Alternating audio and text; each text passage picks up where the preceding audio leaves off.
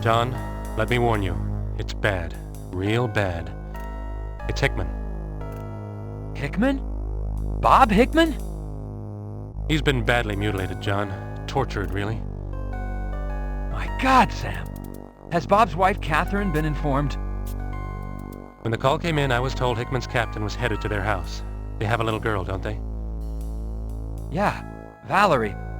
Her name is Valerie. Look, John, I know you and Bob went back a long way. A long way?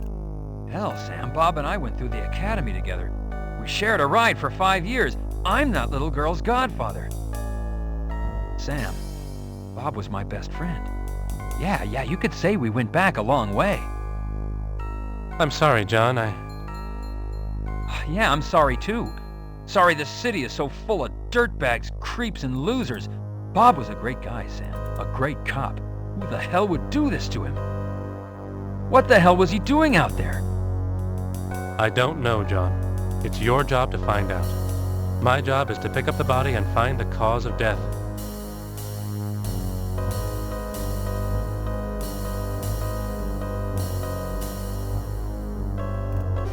The tortured and tormented body of Bob Hickman, LAPD, lies lifeless among the alley debris. An obvious case of felonious homicide.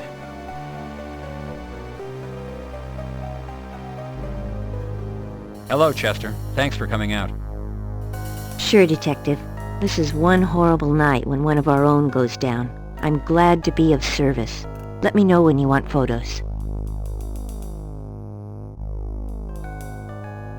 I'll be stepping in as lead investigator, officer.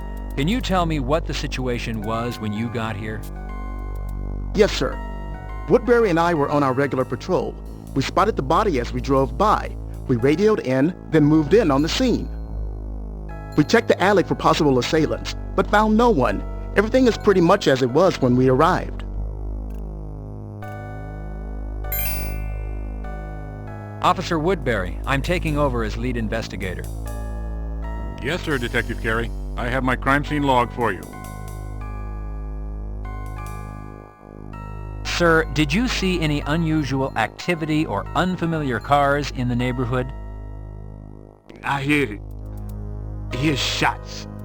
Fast. Like pop, pop, pop, pop, pop. What time might you have heard these shots, sir? It pop, pop, pop, pop, pop. I just hear them shots. I was scared. Any other information you could give me, sir? Pop, pop, pop. I know this sound. It's killing the children. I'm Detective Carey, Major Crimes Homicide LAPD. I'd like to ask you a question or two. Whatever, man. I'm just hanging. Let's start with your name. What is it, and do you live in the neighborhood, or are you just visiting? Man, this be my hood. I be Raymond Jones III. Well, Raymond, if this is your neighborhood, then you must know what goes on around here. What happened here tonight? You see anything unusual? Maybe a different car or some folks from another neighborhood? Ain't seen nor heard nothing, and just out for some fresh L.A. air. So, Mr. Jones, what you're telling me is you don't have anything to tell me. Is that correct? That's straight up. Ain't seen nothing, done nothing, know nothing. Sam, do you have a preliminary finding on Hickman's cause of death? It's hard to say, John. There are no evident bullet wounds. There are cervical contusions, possibly asphyxiation. There's no unusual sputum, so it's difficult to think poisoning, but I'm not ruling anything out. Whoever did this was definitely non-compos mentis. By the way, notice that the index finger on the right hand is missing. What else can you tell me, Sam? Until we autopsy, we won't know much more. To make any further comments would be pure conjecture on my part.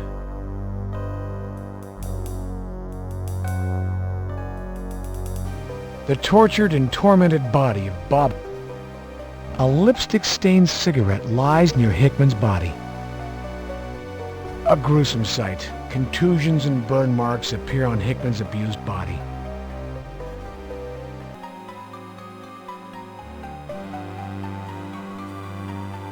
Recording information at the crime scene ensures accurate reports later.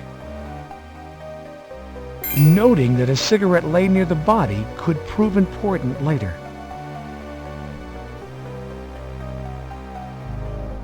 Graffiti mars the neighborhood.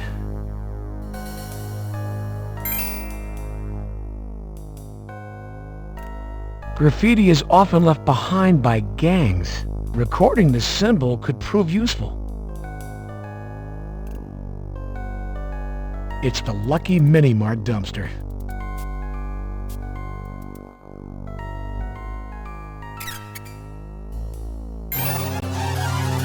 The body of a young boy lies strewn in the dumpster. Bullet wounds puncture the boy's body. He looks no more than 6 or 7 years of age. Recording information at the crime scene ensures accurate reports later.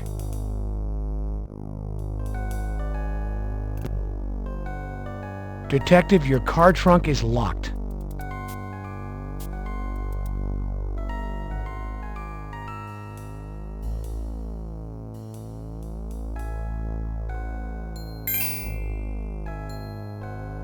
It's your homicide kit.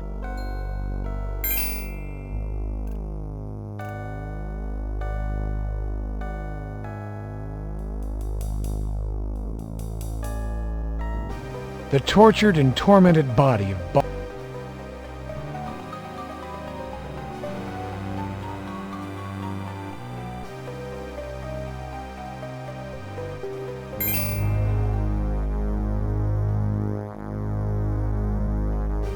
The tortured and tormented body of... Detective, this cigarette could be evidence.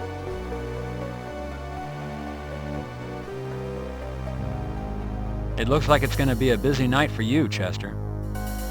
Unfortunately, our streets are being taken over by violence. Innocent people being killed. It's uncivilized, sir. Chester, take over on the evidence. Yes, Detective.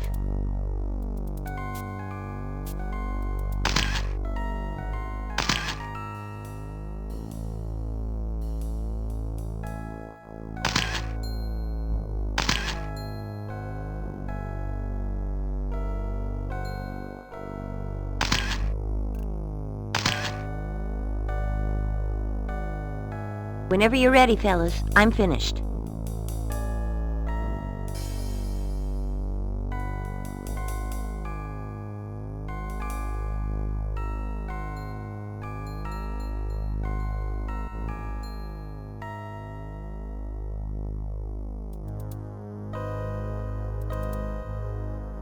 John, we can handle it from here. Stop by tomorrow for the autopsy. We'll know more then.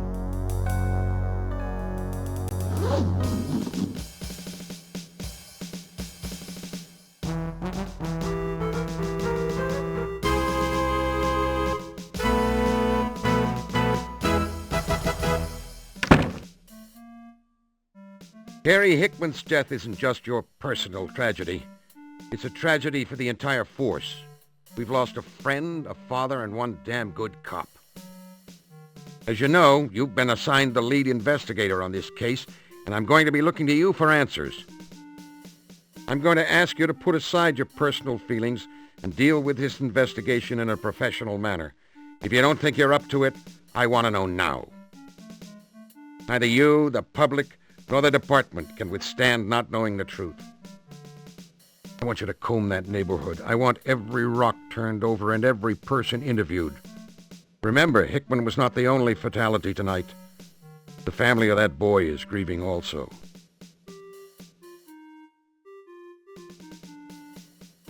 Yes, sir. For your information, the boy has been identified as Bobby Washington. As for Hickman, I think there is something you should know. Maybe you already do. But here it is straight. Hickman's lieutenant, Jim Varaz, informed me that Hickman was having trouble with stress, trouble at home. Faraz told me that Hickman had been in a fragile mindset, that working undercover was getting to him. You know, the violence of the streets can get to anyone. Now, I'm not knocking Hickman. I just want you to know how the department viewed his current capacity. Okay, Carey, you know what you need to do. Go out there and do it. Find who killed Hickman. Find who killed the Washington youth. Any questions? No, Lieutenant. All right, then. Get to work. And, Carey, when you see Catherine, please extend my deepest sympathies.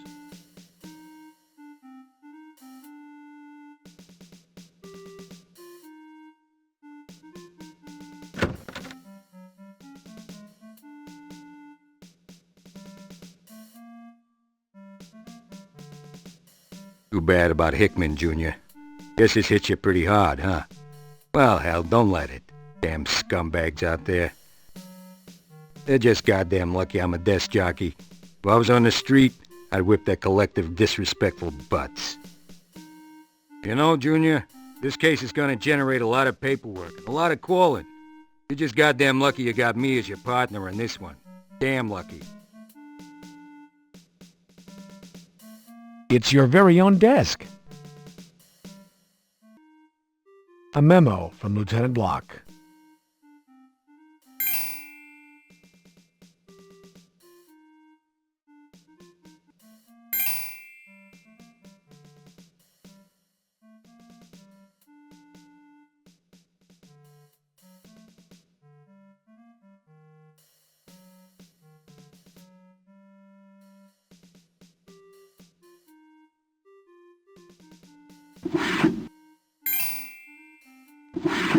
You take a 3.14 follow-up report form out of your desk drawer.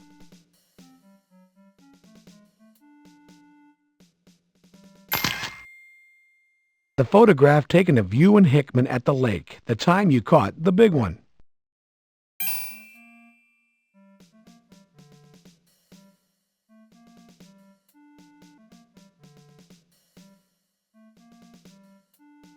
You write up a 3.14 documenting the incidents relating to the alley.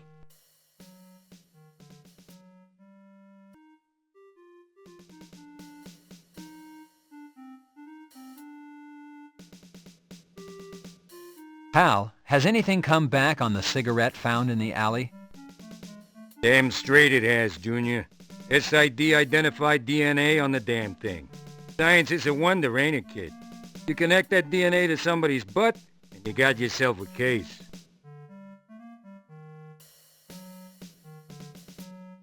How about test results? Any preliminary information? I can't get nothing out of that damn Nobles. Spoke to that dingy tomato down there, Carey or something. All she could say was, the toxicology tests and ballistics are running. She's damn lucky she doesn't work for me. That's all I can say. Damn lucky.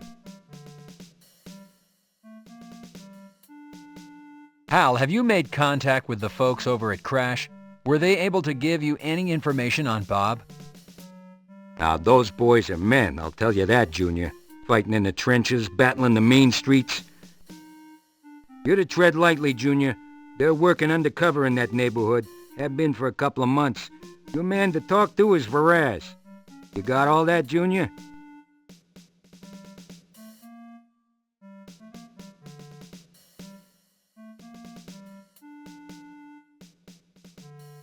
Here you go, Hal. Sure, Junior.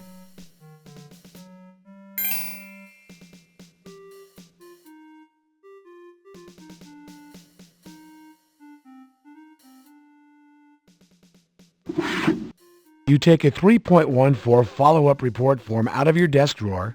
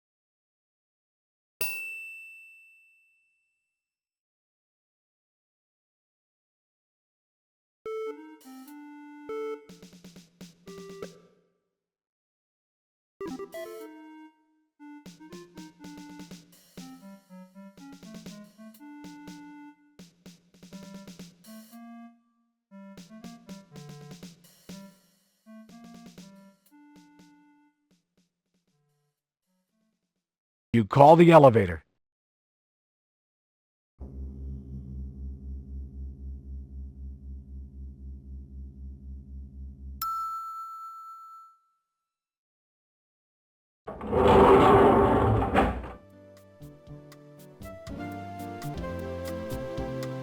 The lobby is your destination.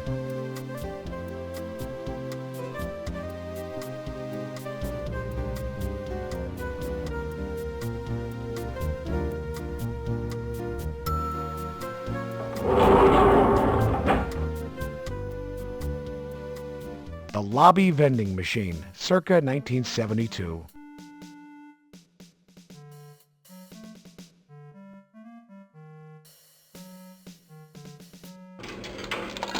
You drop 65 cents into the slot.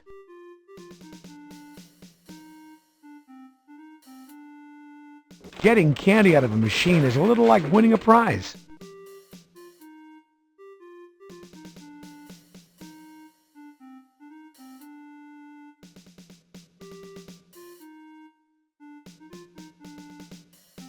Hello, Bill. How's it going, Detective?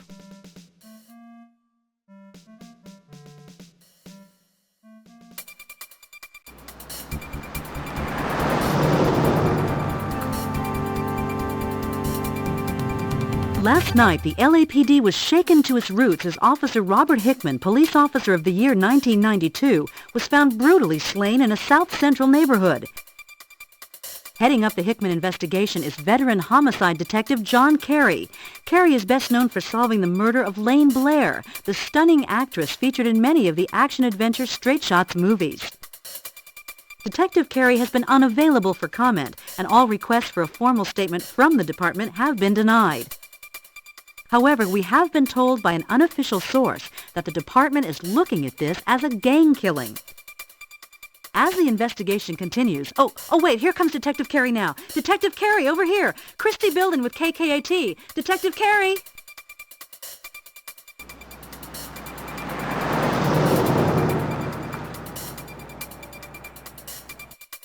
Detective Carey, would you care to make a statement concerning the murder of Officer Hickman?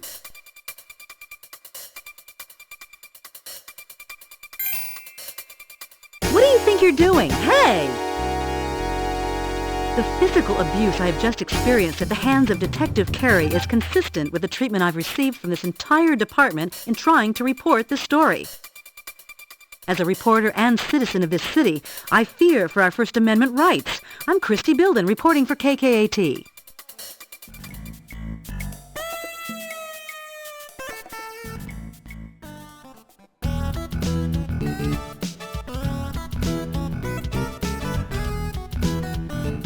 Entering the morgue always provides a sense of anticipation.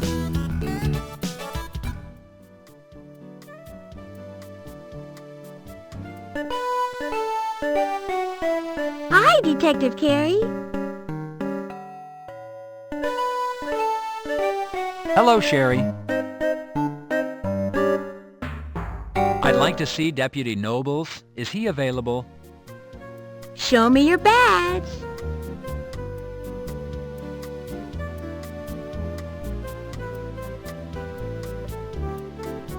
You can go on in, Detective Carey.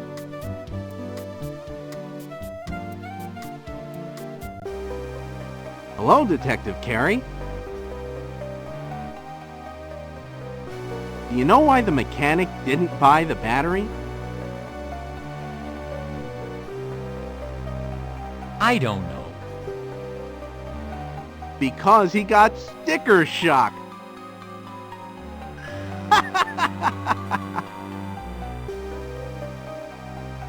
Go right in, Detective.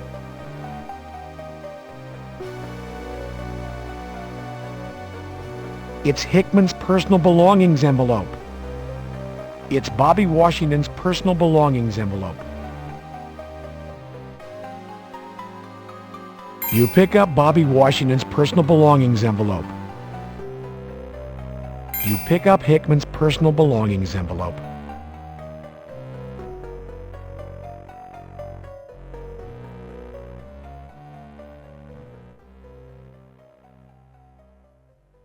Hello, John. body of your best friend now has an incision from the groin to the larynx. Hello, Sam. I'd like to ask you a few questions, Sam. You got a minute? You bet, John. Fire away.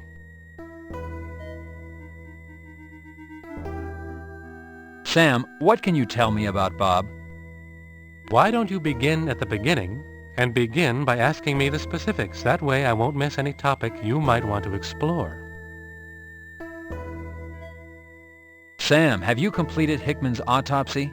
What are your preliminary findings? The autopsy is complete. Beyond the surface evidence, I found a ruptured gastrointestinal tract. Fluids were sampled, and I'm having toxicology tests run, including all known poisons. Have you made a determination on the cause of death? Sam, what killed Bob? There are no gunshot. The eyes have been glued shut with some form of epoxy, and there are burn marks to the face which look consistent with a cigarette burn. Then, of course, there's the missing index finger on the right hand. Torture, poison, maybe. Definitely not natural causes. Sam, will you go over the physical marks found on the body? Yes. There are 2 injection marks on the upper left arm, the burn marks to the face and upper torso, the epoxied eyes, the missing index finger, and then there are restraint marks. The restraint marks appear where you would most expect to find them, on the ankles and the wrists. At these points, I found fibrous material, all very consistent with what you would expect to find at a torture scene. Sam, what can you tell me about the body lividity? Lividity appears 2 places on the body, first and most notably on the buttocks. This would indicate to me that Hickman died while sitting and then was left in that position for a period of time. Or, once killed, he was moved to a sitting position and then left for a time. The second area of lividity appears on the upper back and shoulder area, and I believe resulted from the time the body spent in the alley.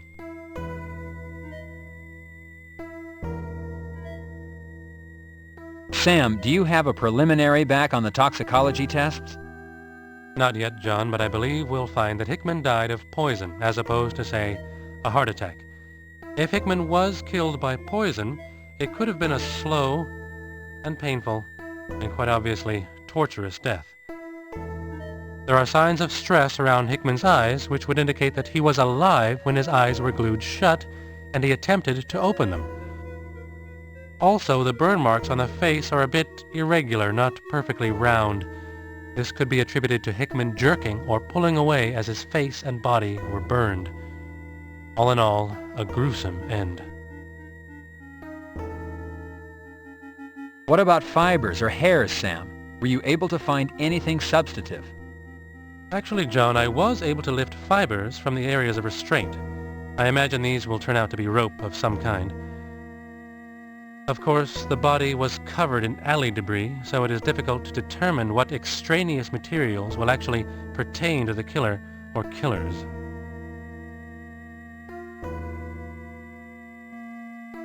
Sam, what can you tell me about the youth? Exactly what would you like to know, John? The boy's identification? Confirmed, and if so, by whom?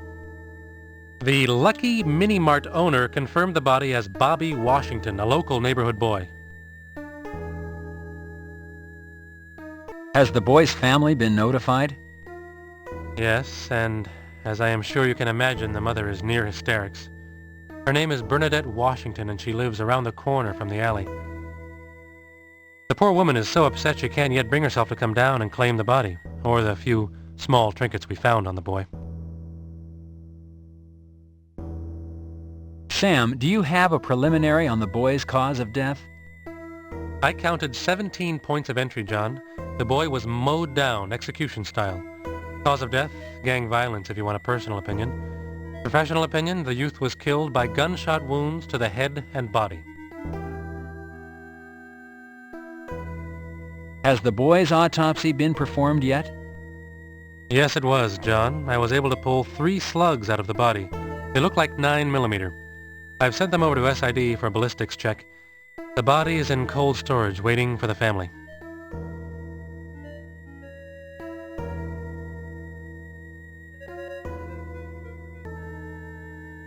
Sam Nobles is a walking encyclopedia of information.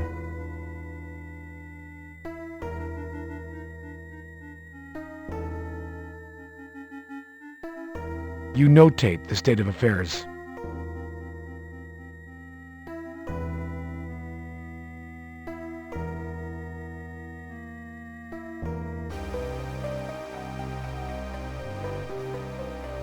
See ya, Detective.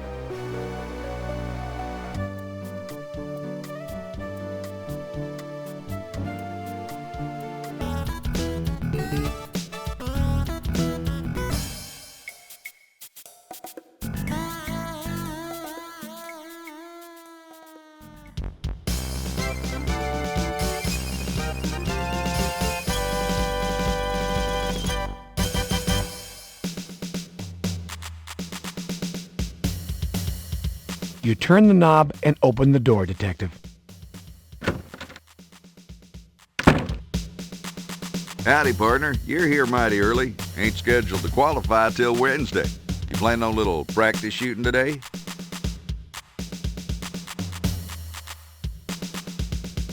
How are you, Bert?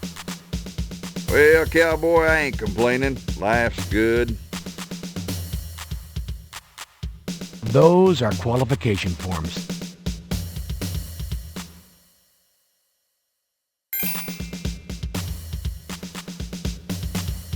You fill the form out according to department specifications.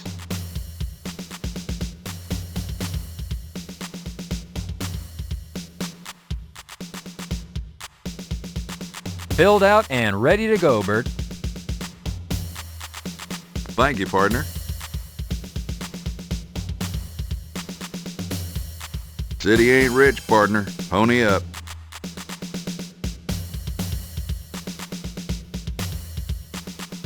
Thank you, partner.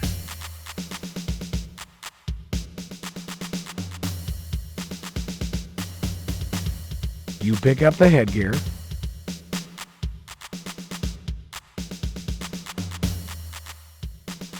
Officers, take your field positions, please.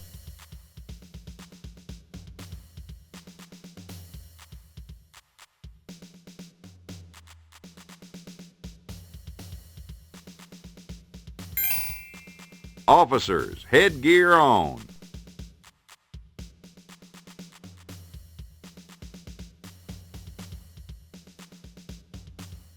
All firearms to low ready. Phase 1. Ready on the right, ready on the left. Attention.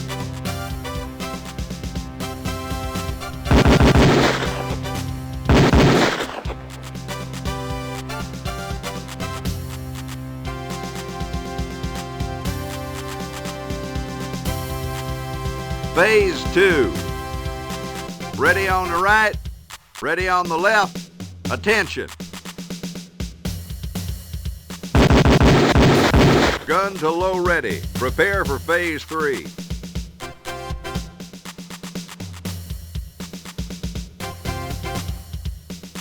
Officers, reload. You load your Beretta. Phase 3. Ready on the right, ready on the left. Attention.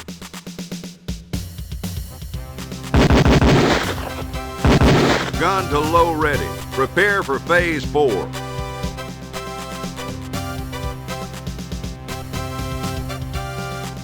Phase 4. Ready on the right, ready on the left. Attention.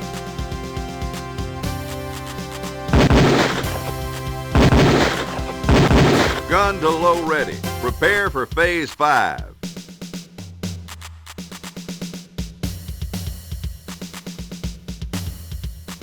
Officers, reload. You load your Beretta.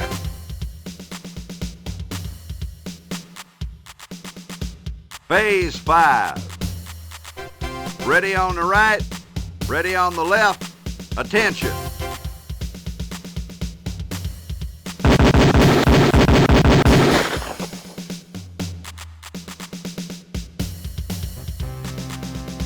Phase 6.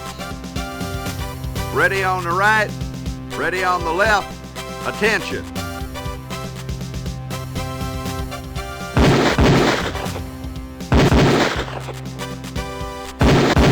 Holster all firearms.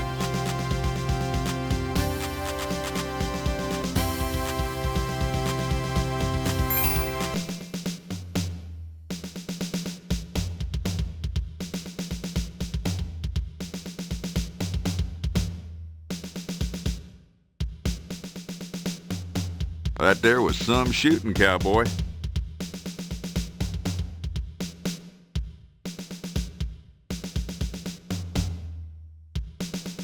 Thank you, partner.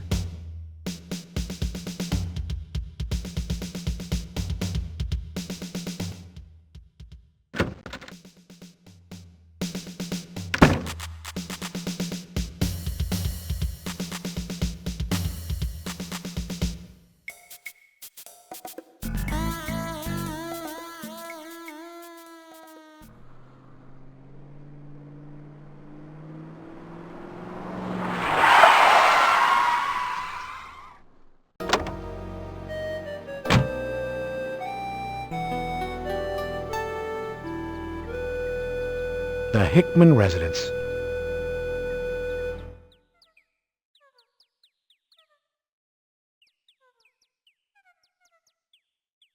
Knocking seems less intrusive than ringing the doorbell.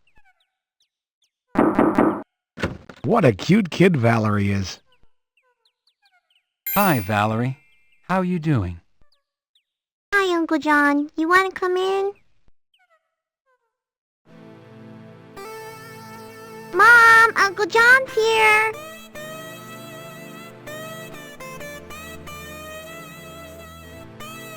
It appears to be Bob's personal items from work.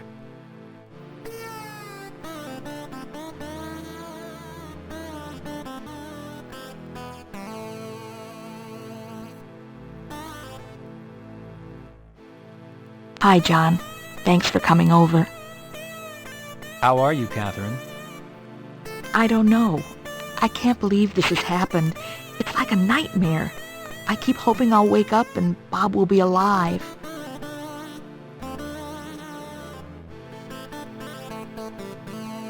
Bob Hickman's personal belongings envelope from the coroner's office.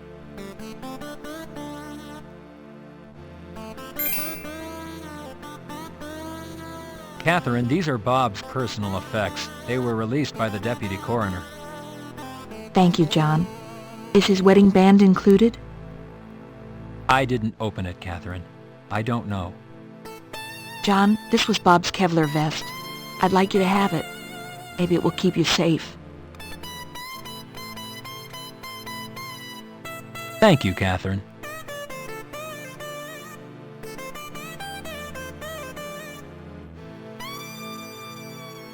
Catherine, I've been assigned lead investigator on this case.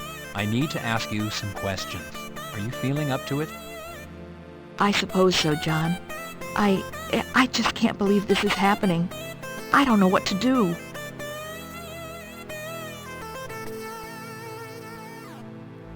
Catherine, I can't go into the details of Bob's death due to the investigation, but if you have any questions, I'll try and answer them.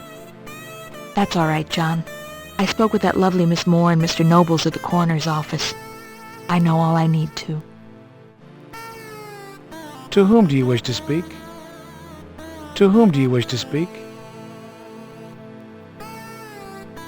Catherine, Bob's gun was not found at the scene. Is it here? Do you know if he had it with him the night he went out? His gun isn't here. I already looked. Bob's captain already asked about it. Catherine, can you tell me what was going on with Bob? What stress was he feeling? Was it strictly work-related? He would tell me that he couldn't stand to see the little children and the innocent families hurt by all the street violence. He was beginning to hate the gangs. I was having a hard time staying impartial. Catherine, the department is aware of the fact that Bob was taking... John, how could you say that about Bob? I'm sorry, I can't talk about this right now.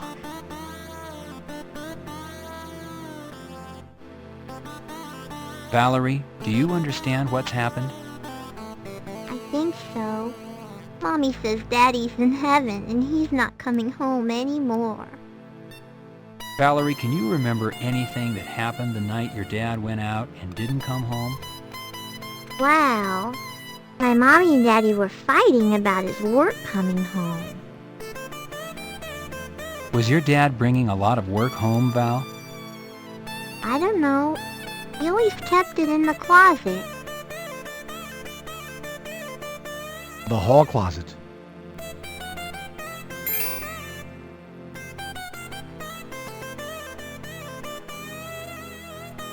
Denim jacket. Reaching into the pocket, you discover a prescription bottle.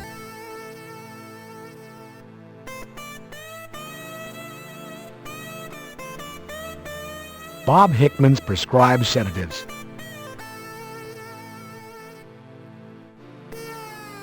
Bye, Uncle John.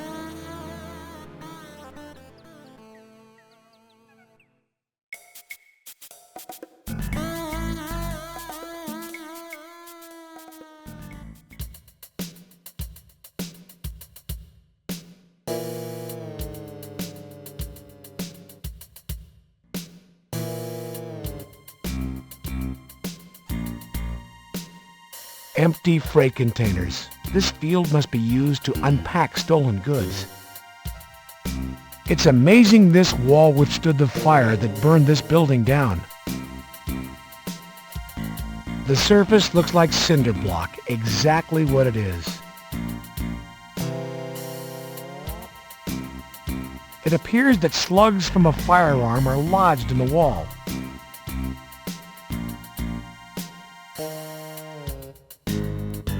The putty knife is made in the USA.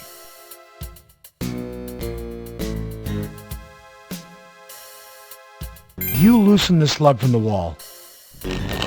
You loosen the slug from the wall. You loosen the slug from the wall. You loosen the slug from the wall. You loosen the slug from the wall. You loosen the slug from the wall. You loosen the slug from the wall. You loosen the slug from the wall. You loosen the slug from the wall. You loosen the slug from the wall. You loosen the slug from the wall. You loosen the slug from the wall. You loosen the slug from the wall. Be more specific, Karen. You loosen the slug from the wall. You loosen the slug from the wall. This slug is already loose. Be careful, you could lose it in the grass below.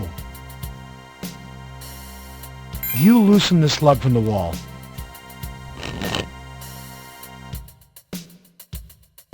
The baggies hold evidence found at crime scenes.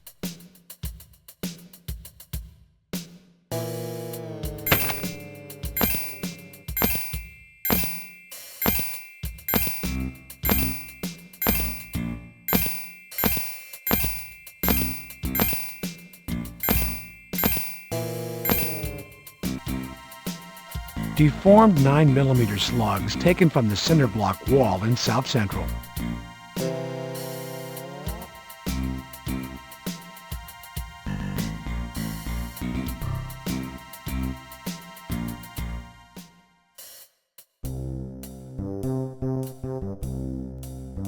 What you looking at?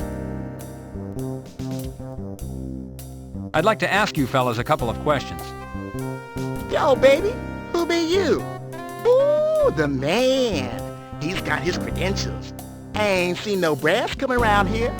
You want to be showing me something, baby? I be talking. This is a serious matter. I'm investigating the murder of a police officer and a young boy. I'd like to ask you and your friends some questions.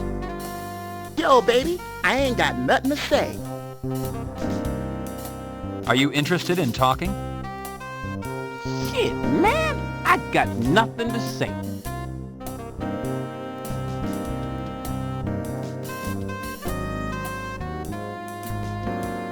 I'm Detective Carey, LAPD, Homicide.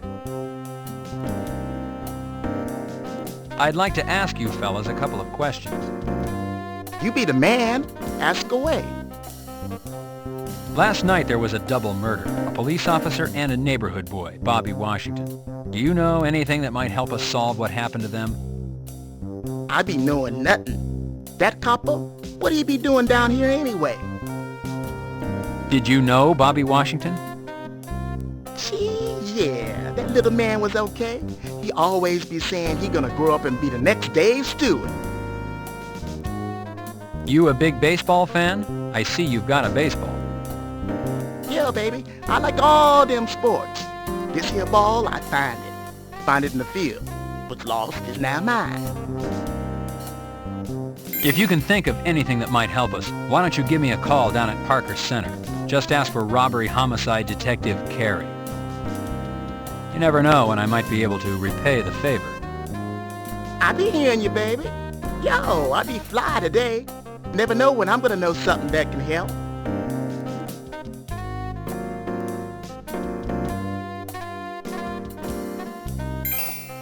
What's your name, young man? Emo Jones. Do you live in the neighborhood, Emo? You have an address, maybe a phone number? Yeah, I live here. 162 South Florence. No phone.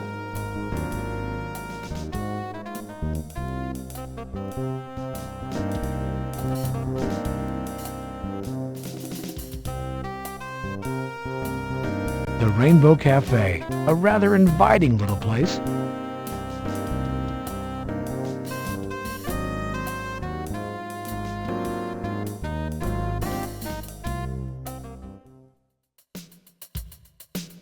This man was at the crime scene last night.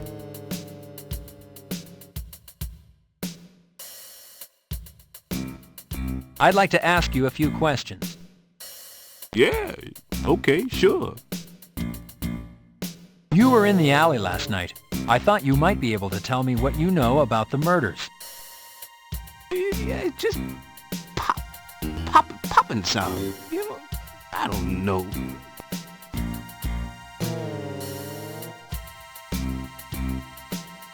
I'm Detective Carey, LAPD. I saw you last night in the alley.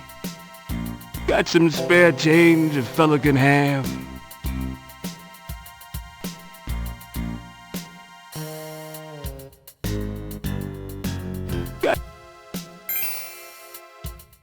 God bless you.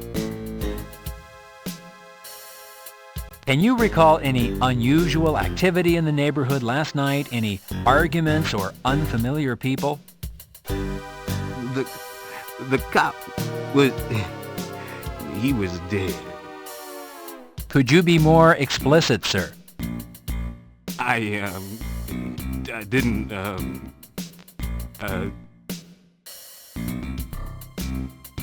Sir? Yeah? Yeah, what?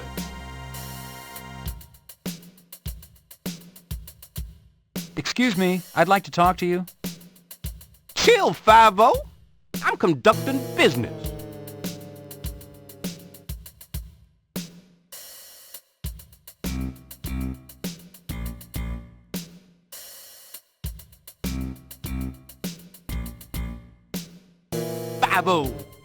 Hey, what's up with that? You popping me?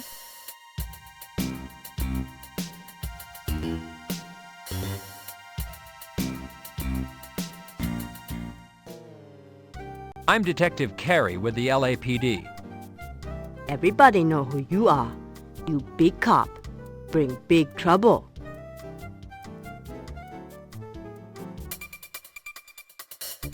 Detective Carey, would you care to make a comment on Officer Hickman's murder? No comment. What are you doing? Hey! Not too smart, big policeman. You push go on TV. Oh, it wasn't like that. You see, she... Yeah, you say for others. I see TV. I see you in neighborhood last night. You not come but for a dead cop. I know you a cop. I'd like to ask you a few questions. Okay, you ask. You said you saw me last night. Did you happen to see anything else? Anything out of the ordinary, such as different people or cars in the neighborhood? I already told police all I know. Well, if you think of anything, I'd appreciate hearing from you. Just call me at Parker Center. Ask for Robbery Homicide, Detective Carey.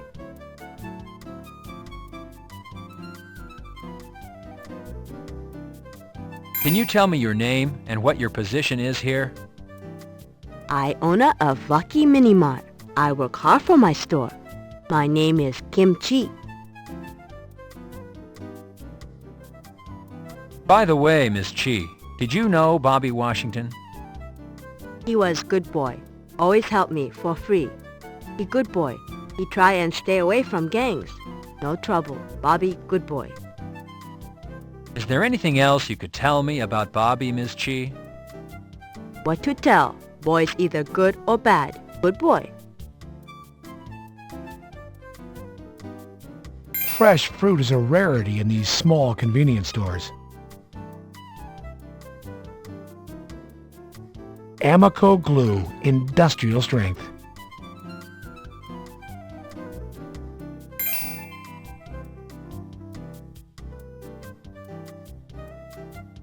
You smart. You know a good buy when you see it.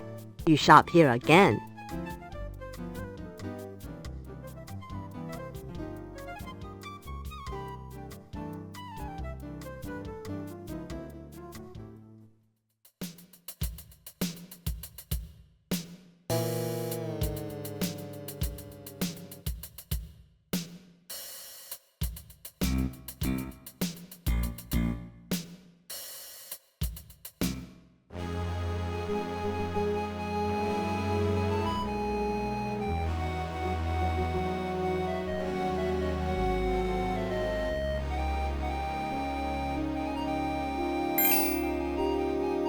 I'm a police officer.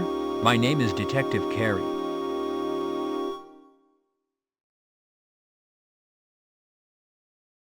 Can you tell me your name?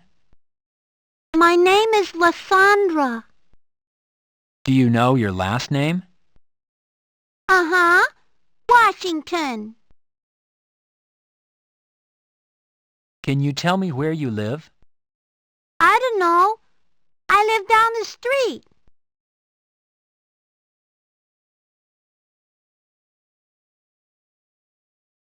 Would you and your doll like an apple? Thank you.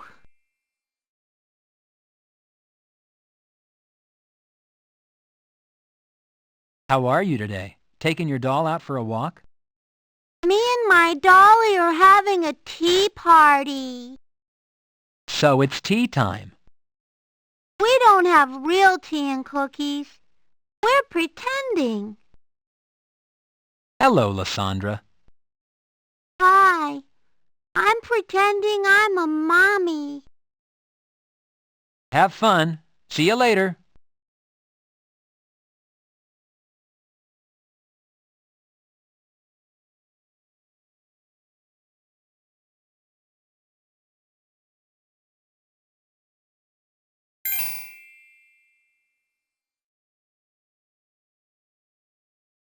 I'm Detective Carey, LAPD Homicide. May I have a moment of your time? Yes, Detective, what is it? Mrs. Washington, I have reason to believe that a young man by the name of Ragtop Spiff might be involved with your son's murder. Does his name sound familiar? That would be Raymond Jones. Anyone would hurt my child, it would be him. He's always showing off some gun and bragging about big money. Mrs. Washington, if there's anything the department or I can do, please call. There's nothing anybody can do. Nobody can bring my son home.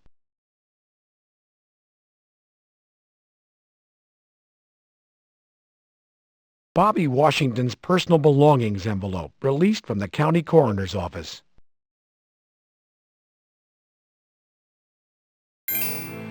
Mrs. Washington, these are the items found on Bobby's person the night he was killed.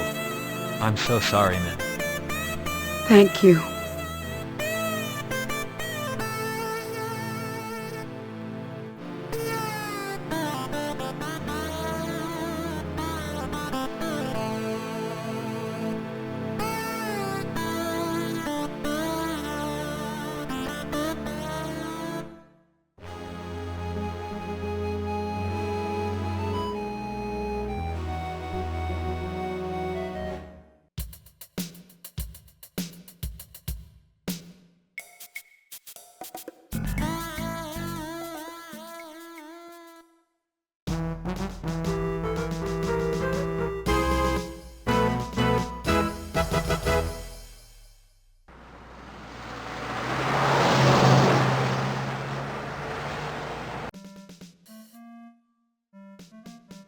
Halt! No entrance without proper identification.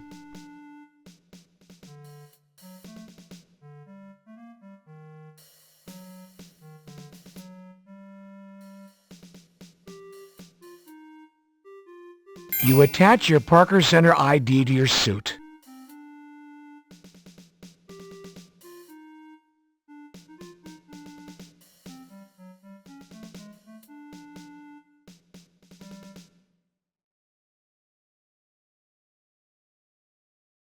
You press the button to call the elevator.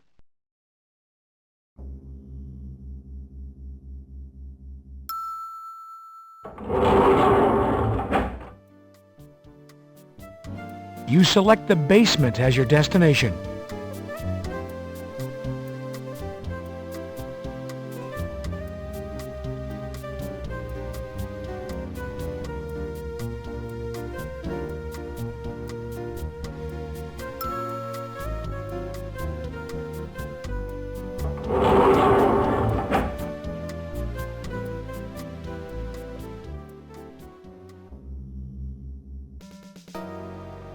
Hello, Detective. How can I help you? Hello, Chester.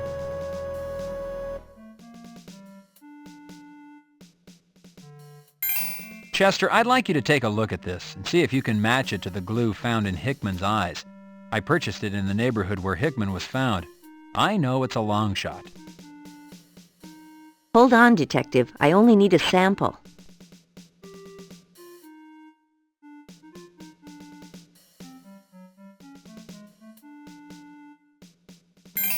Chester, I found these at Hickman's. Apparently he was taking them regularly. Could he have overdosed on these things? Detective, these are Valium, 5 milligrams. Hickman weighed, what would you say, 170 pounds? Hickman would have to have taken what's left in this bottle and coupled it with something else to have killed himself. No, these didn't have anything to do with his death. See you later, Detective Carey.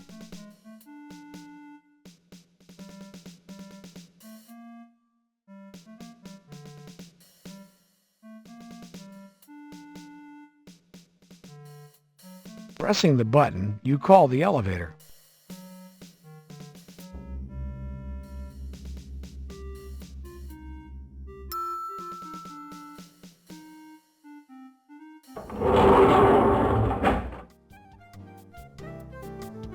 You select the 4th floor as your destination.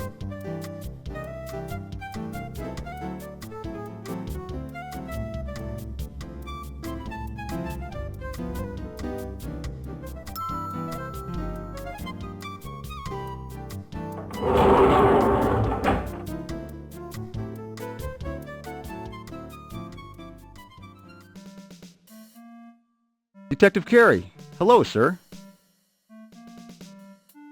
Hello, Teddy.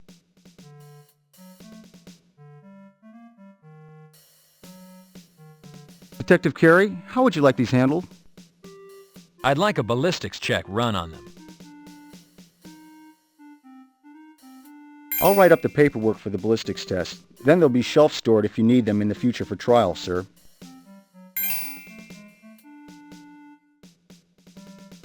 I'll have this filled out in a second, sir.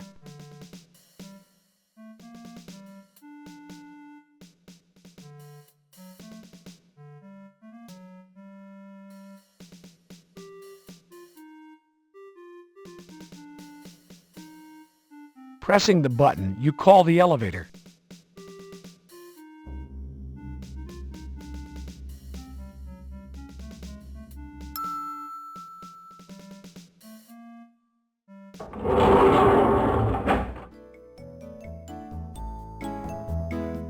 You select the third floor as your destination.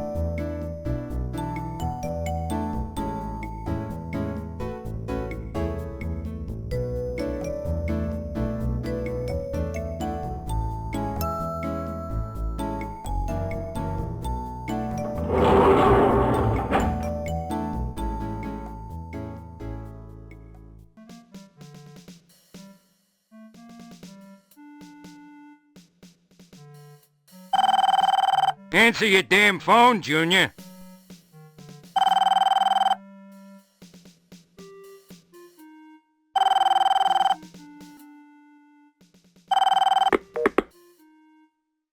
Hello, robbery homicide. This is Detective Carey. May I help you? Yo, baby, what's up? Be emo. You be wanting a piece of the straight action, huh? I got the news for you. I know some straight-up talk. Yo, baby, yo, you hear me talking? Yes, Emo, I'm here. Are you telling me that you have information concerning last night's murders? Straight up, baby.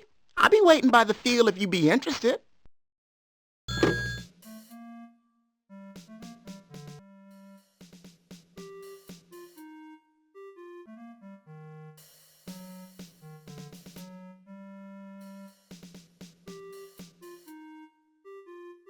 Pal, here's the Hickman crime scene log. It was prepared by Officer Woodbury from the 77th.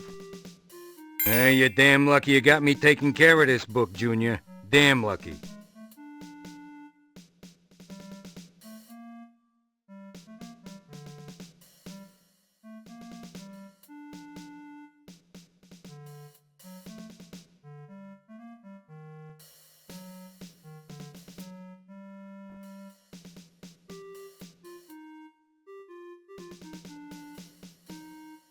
You call the elevator.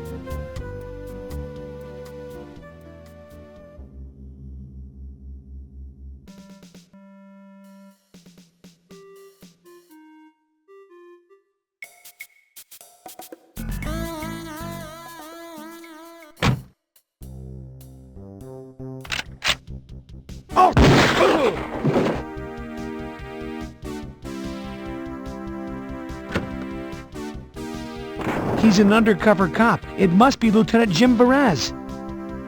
The street looks like a battlefield. That should provide some protection.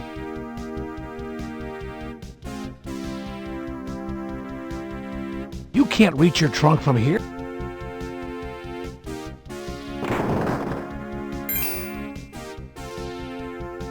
This is your Ithaca 12-gauge pump shotgun. You unlock the shotgun carry.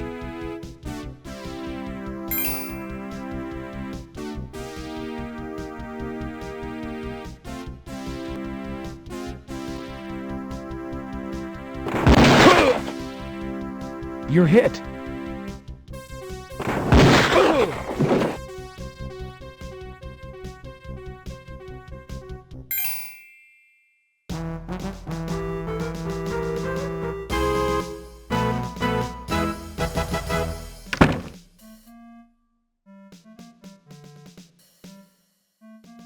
So what's it gonna be, Carey?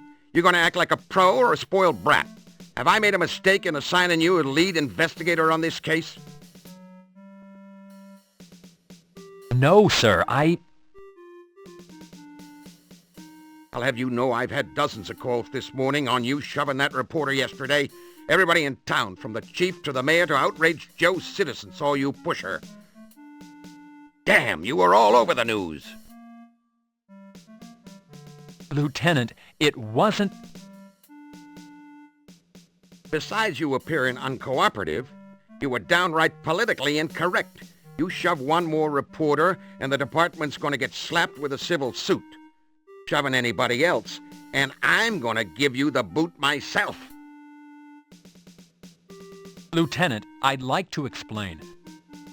Then there's the small issue of last night's events, Carey. Would you mind telling me what you were doing in the middle of a crash sting operation? Sir, I received a telephone call from a possible informant. I set up a meeting. I walked into an ambush. So it would seem, Carey, so it would seem. However, your tete-a-tete cost the department thousands of dollars and months of work. Crash has been undercover for months on that operation. They were a fly's hair away from busting a gun-running ring wide open. With your help, the only catch they made was that local punk, Spiff. Luckily for you, your informant, what's his name, Emo? What kind of name is that? Has turned into a little songbird. Emo's sitting pretty in the hospital, singing how Spiff's the one who killed the Washington boy. Emo contends that Spiff wanted the boy to deliver guns to gang members and he wouldn't do it. The only redeeming aspect of this whole affair is that Hickman's gun was found in Spiff's apartment when they entered under warrant. SID is running ballistics on Spiff's gun to see if they match the slugs taken from the dead boy. And speaking of SID, they've run ballistics on your firearms, and they're ready to be picked up. The police commission's going to want to know where and into whom your bullets went last night. These tests are vital. Check with Chester before you head out. Thank you, Lieutenant. Sir, it would appear to me that if Spiff is found to be connected to the Washington boy's murder, might not he also be connected to Bob's? It doesn't work that way, Carey. While you were out being a cowboy, another body showed. The M.O. is similar, very similar. Again, it's one of our own. His name is Rene Garcia. Worked out of Hollenbeck. Garcia's body was found on the front lawn of a singer. What do they call those guys? Rappers? By the name of Yo Money. Must be some big star. I'm getting static from upstairs. Anyways, Garcia was found by this money man's bodyguard. He was walking a lady to her car that had been there for a party about 4 a.m. I want you to get over there and see what's going on. And remember, Carey, no cowboy tricks. Just try and be nice, okay?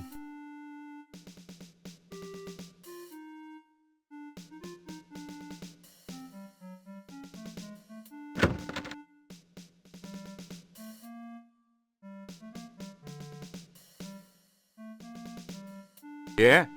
You can just drop dead. Goddamn broads. Hey, Junior, that was quite a shootout last night. Heard all about it. You're goddamn lucky one of those punks didn't blow your head off. I want you to listen up, Junior. Playing cowboy only takes you so far in this damn job. If you want to make it as long as I have, you're gonna have to curb your appetite for action. You hear me, Junior? You're just goddamn lucky you weren't killed.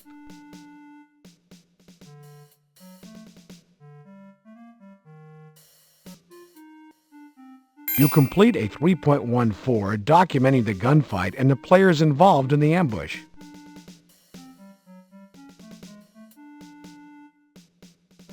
You'll need to stand up and move to accomplish that.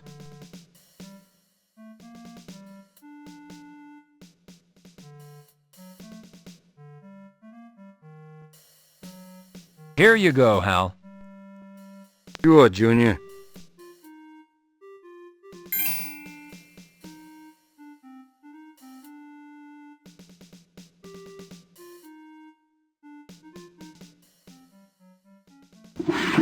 You take a 3.14 follow-up report form out of your desk drawer.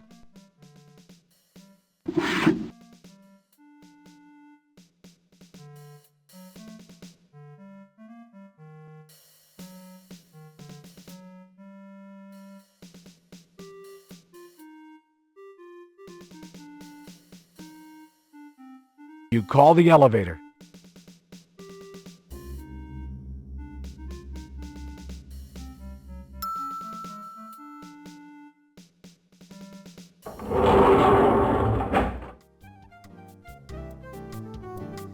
You select the basement as your destination.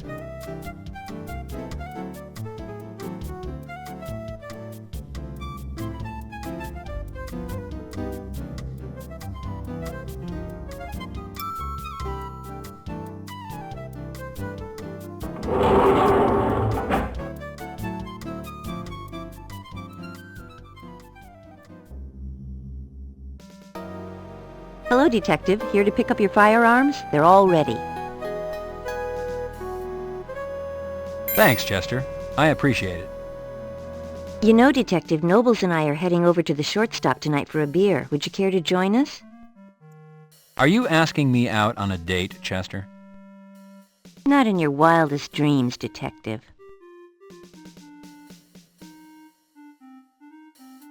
What did you discover about the spent ammo I turned into property yesterday, Chester? They match the slugs taken out of the Washington youth.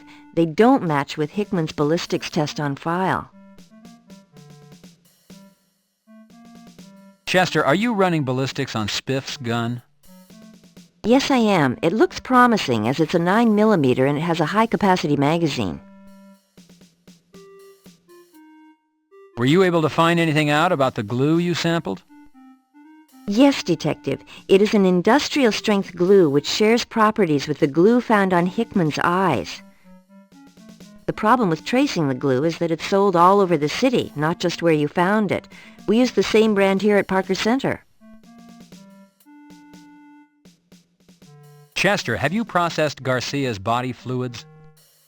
They're in the process, Detective. We don't have any results back yet. Don't forget the shortstop tonight, Detective.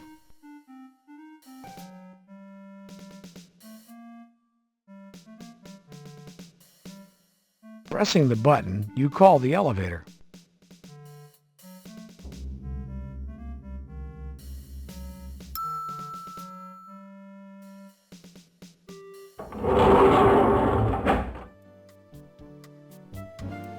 You select the lobby as your destination.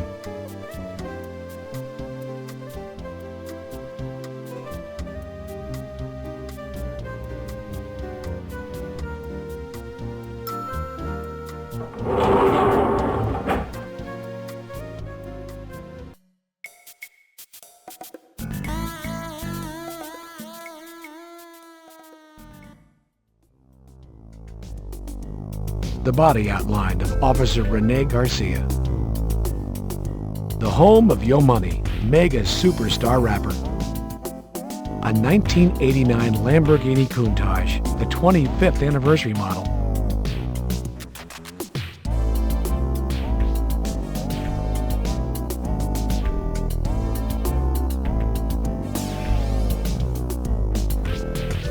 Indigenous plants decorate the well-tended flower bed.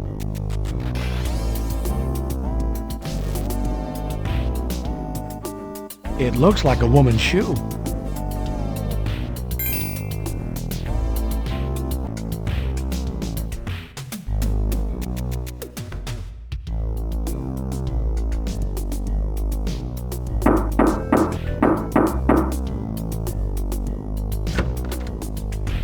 Yeah? What do you want?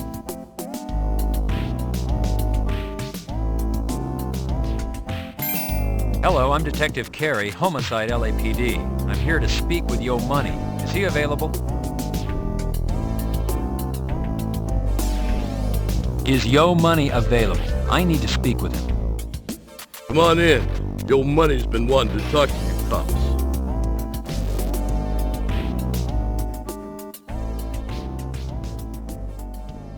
Well, look who's here, our representative from the police department. It's about time you got here. Have you seen the mess out in our lawn?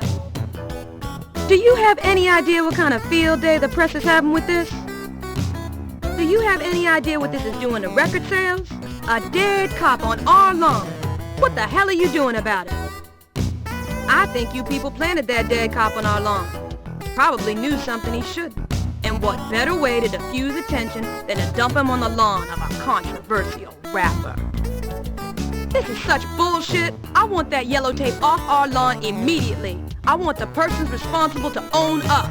If this screw sails on Money's record, I swear I'll make sure some butt is kicked. The ashtray is full of half-smoked, lipstick-stained cigarette butts. A 27-inch Sony.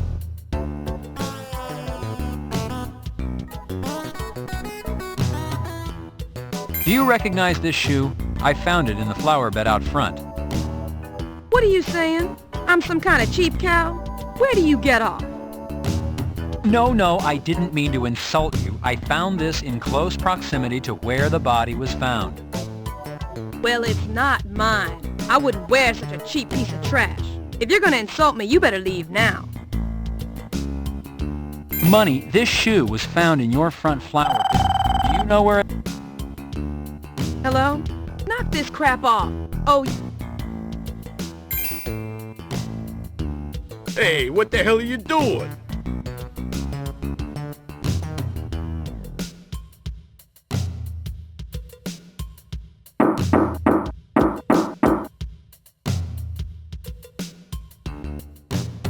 Yeah, you want something?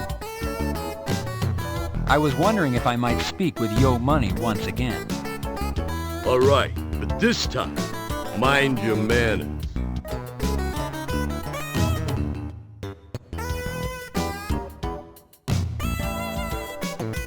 Hello, Money. Sorry to intrude. Yo, man, what's your business?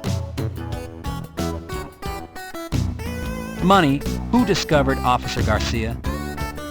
Yo, my man, he was just there. Who knows? We all found him. Danny D saw him. I saw him. He was just there, man. Money, the body was found around 4 or 5 a.m.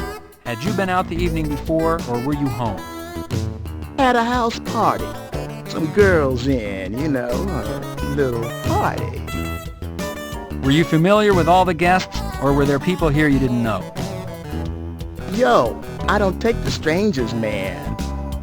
We had some girls in, for my bros. A little entertainment. Me and Nicolette, we was mostly upstairs. The party, one of those perks of working for me. Money, your music is controversial. Do you know of anyone who would want to harm your reputation further? Shit, man. Everybody's got enemies. Ain't no different with me. Well, have you recently experienced any problems through the mail, telephone calls? There's this Nazi dude. Doesn't like to see a brother doing well. Sends me shit in the mail, a real asshole. His name is Walker. Dennis Walker. What can you tell me about this Dennis Walker? He's a racist asshole.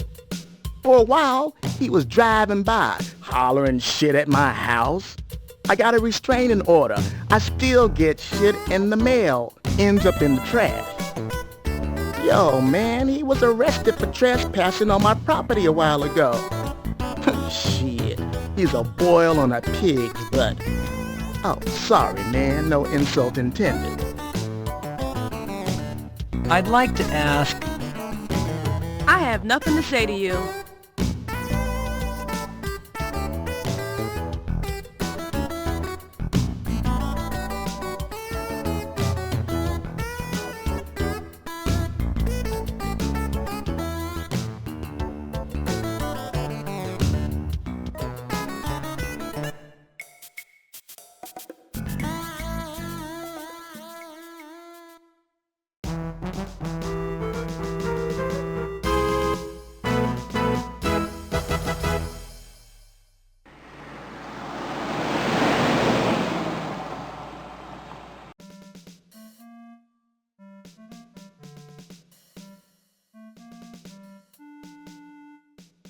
You attach your part.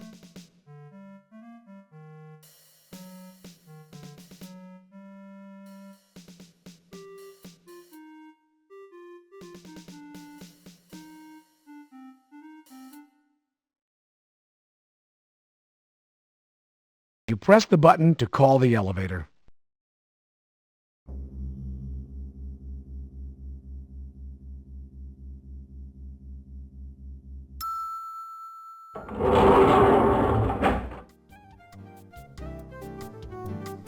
You select the 3rd floor as your destination.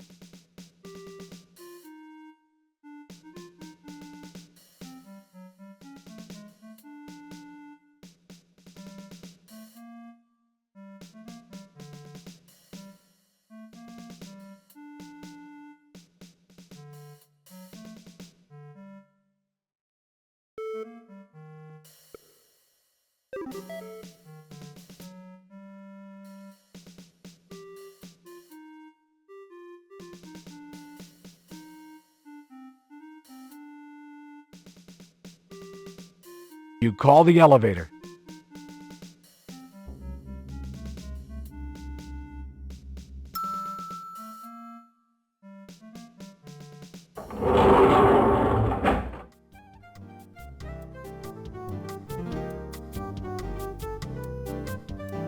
You select the lobby as your destination.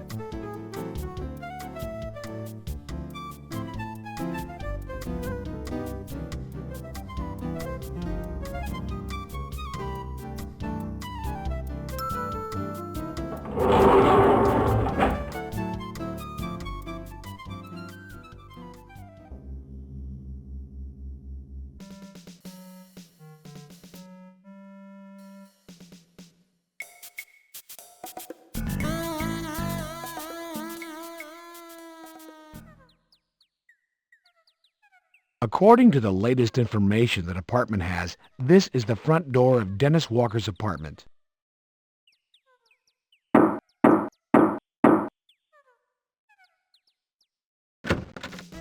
Yeah?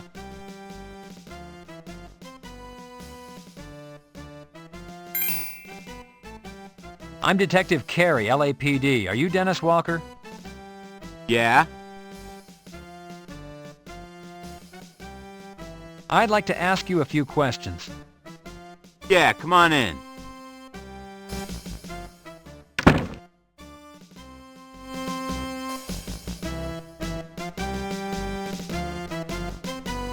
Dennis, you know a man by the name of Yo Money. He has a restraining order against you. Is that correct?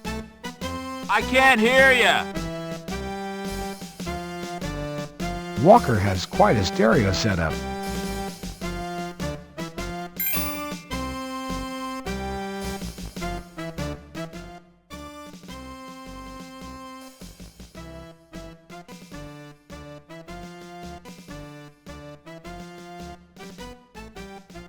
Freeze! Hands in the air. Keep them where I can see them. Drop the knife. Put your hands behind your head. Turn around. Drop to your knees. Now!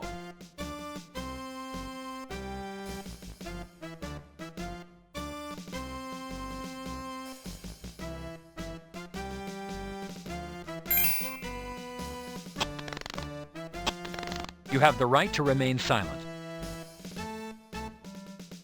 Whew! That girlfriend of Walker's is something else. Tough for being so petite. Hell, Junior, all women are bears, goddamn grizzlies. But if you thought that little tomato was tough, Wait till you meet Garcia's mamacita. Now that's one tough bitch. She's in giving the lieutenant an earful right now, poor son of a bitch.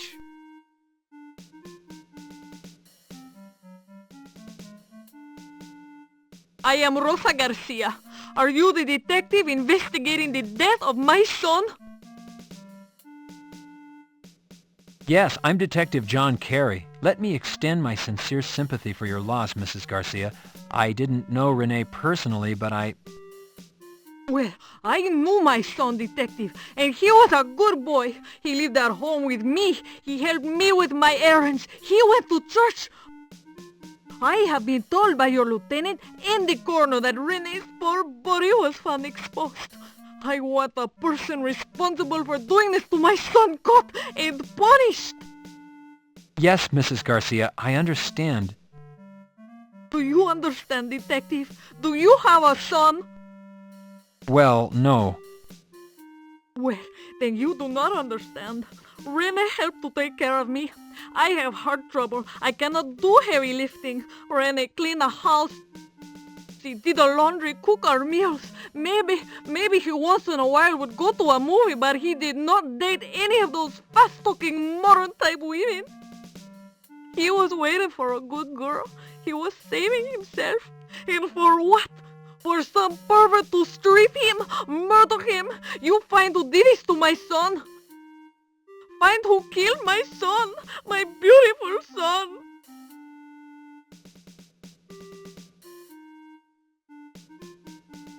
I see what you mean, Hal. Yeah, she's got one hell of a personality, huh, Junior?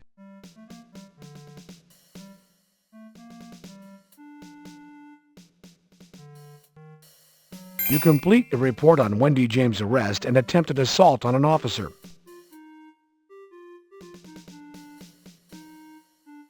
You'll need to stand up and move.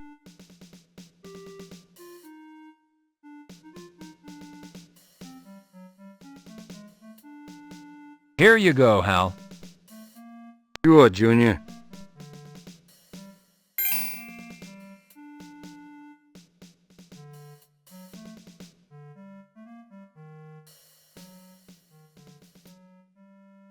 A memo from Lieutenant Block.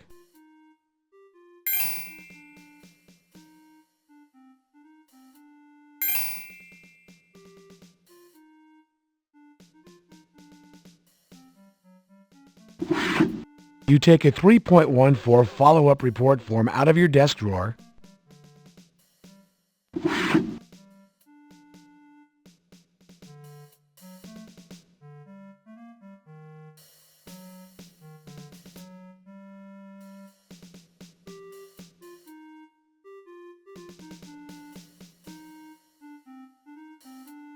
You call the elevator.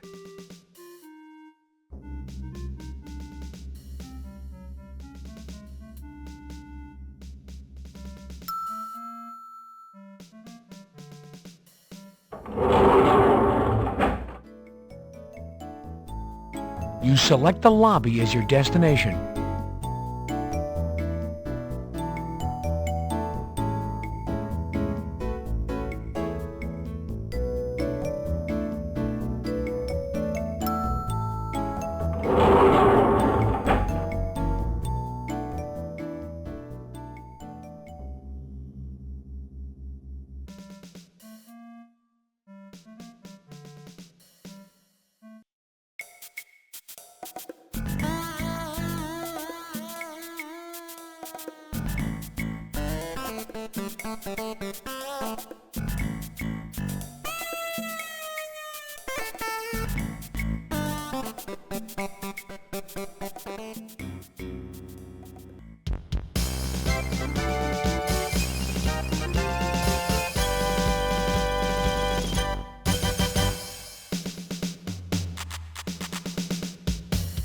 You turn the knob and open the door, Detective.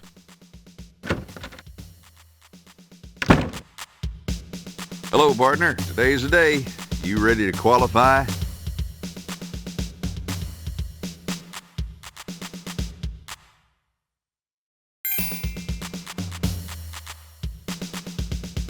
You fill the form out according to department specifications.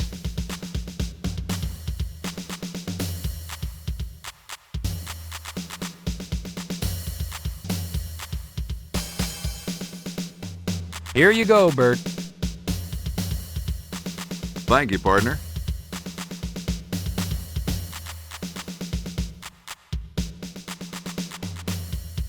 You pick up the headgear.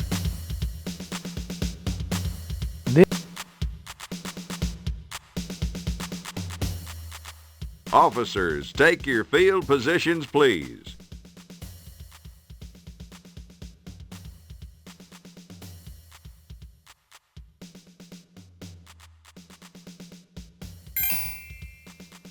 Officers, headgear on.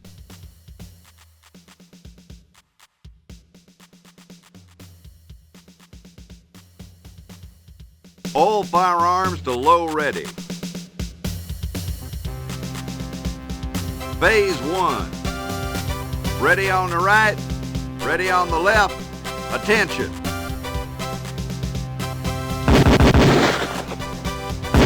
Gun to low ready. Prepare for phase 2.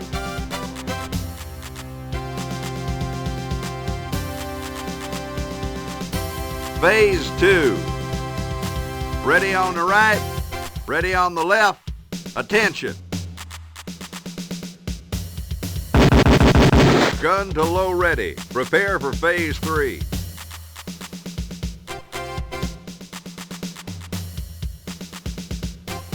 Officers, reload.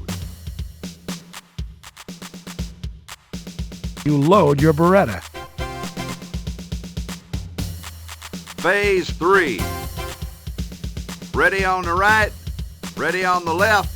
Attention.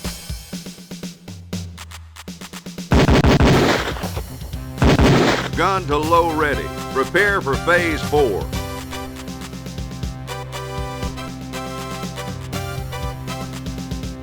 Phase 4.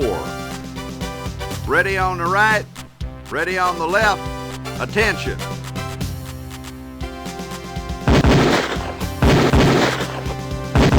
Gun to low ready. Prepare for phase 5.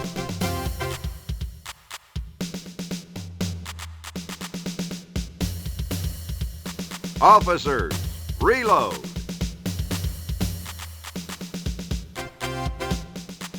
You load your Beretta. Phase 5. Ready on the right, ready on the left. Attention.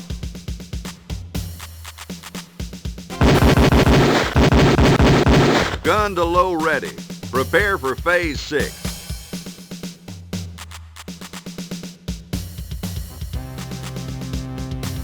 Phase 6. Ready on the right, ready on the left. Attention.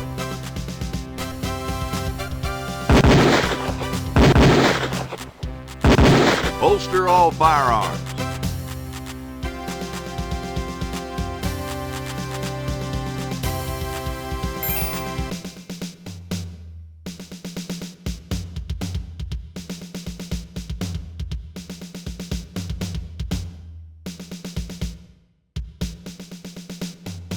Hey there, partner. Out there was some pretty fancy firing. Your score's going to impress the brass. I'll be sending your results over to your lieutenant. You're making him proud at Parker Center there, cowboy.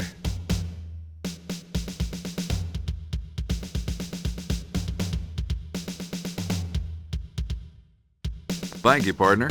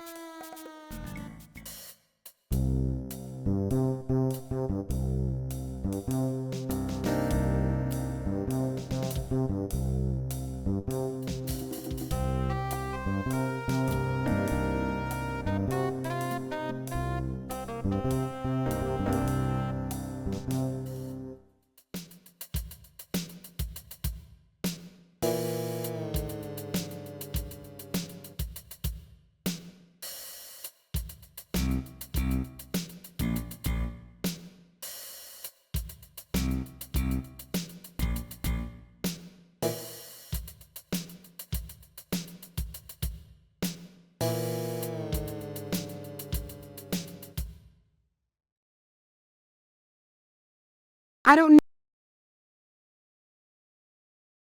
Hello, Mrs. Washington. Detective Carey, hello? How are you today, Mrs. Washington? A little down, Detective. Hello, Lysandra. Do you want to know a secret? I see a real pretty lady in the alley. I seen her when my brother was dead. What was this lady doing, Lysandra? She was smoking. Lysandra, what did this lady look like?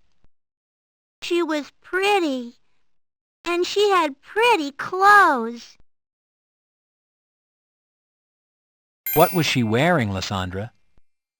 A pretty red dress.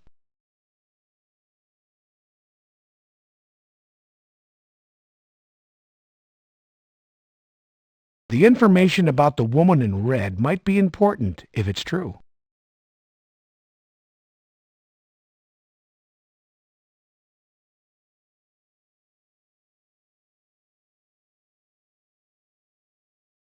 Menthol Garden cigarette taken from the ashtray at Yo Money's house.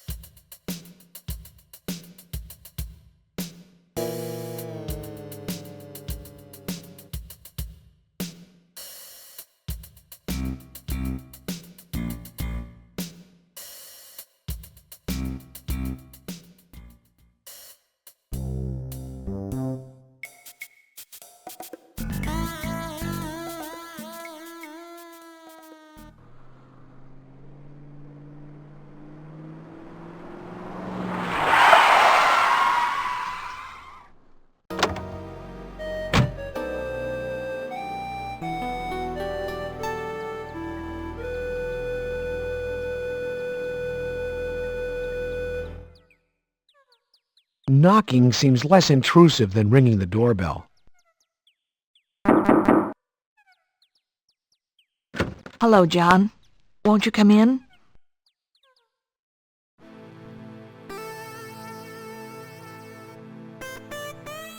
It's nice of you to stop by, John.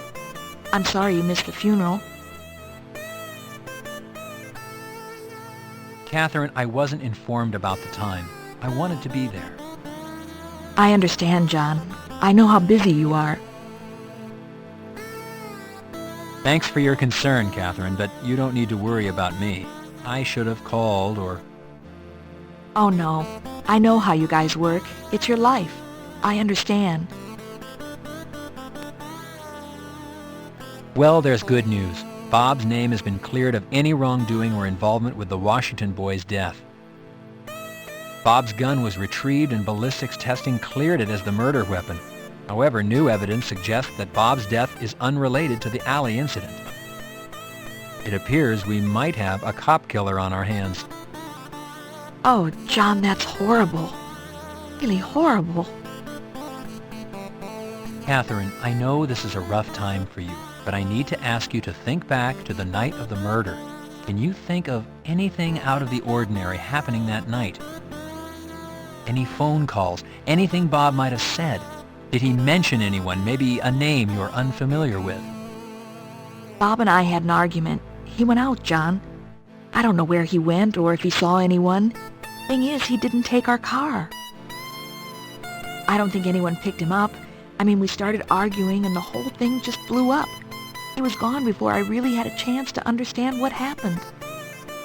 Can you tell me what you argued about? We fought over his drinking. Everything was manageable until he started taking sedatives to calm down from work. The combination made him mean. He'd yell at Valerie and me for no reason. That's how he left when he went out that night. He'd been drinking and taking pills. John, I sent Bob out there to be killed. It's all my fault. You're wrong, Catherine. It's not your fault. Someone took Bob's life, and I'm going to find that person. John, I sent Bob out there to be... You're wrong. John, I'm going to be gone for a couple of days. I'm taking Valerie to my mother's. I think she and I could both use some rest. I'll call you when we get back. Have a safe trip, Catherine. Thank you, John. Thank you for coming by.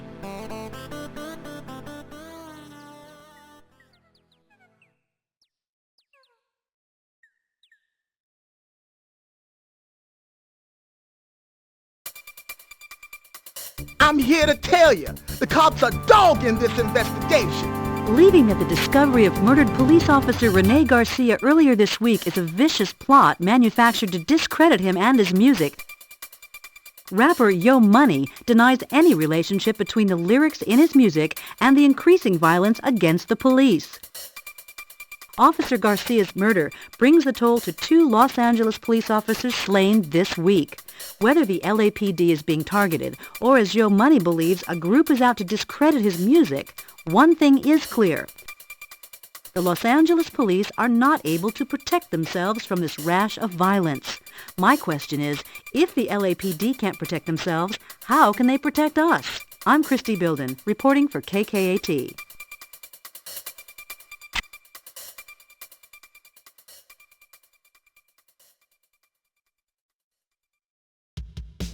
Ah, you bitch! What is she though? Yeah, I got a safety right here.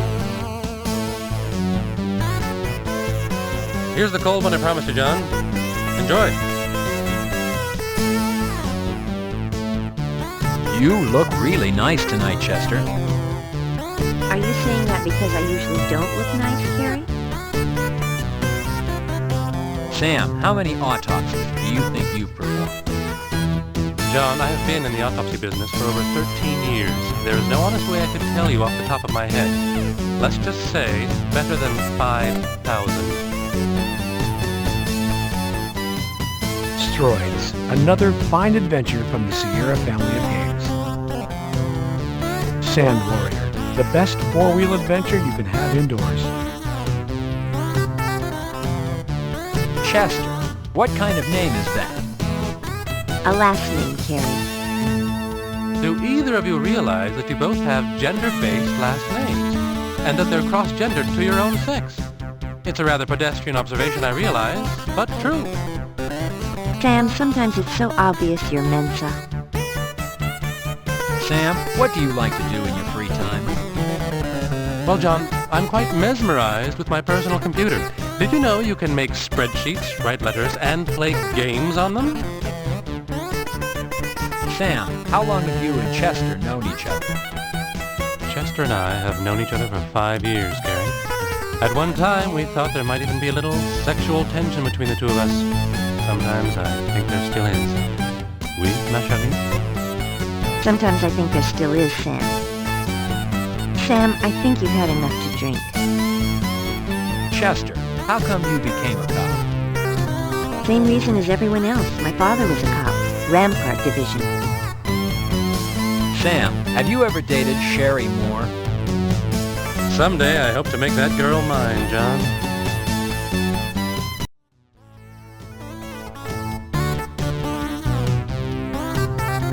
Gary, the mayor has requested your presence at a city council meeting first thing tomorrow. I want you out of here tonight before you have too much to drink. I need you alert and articulate tomorrow.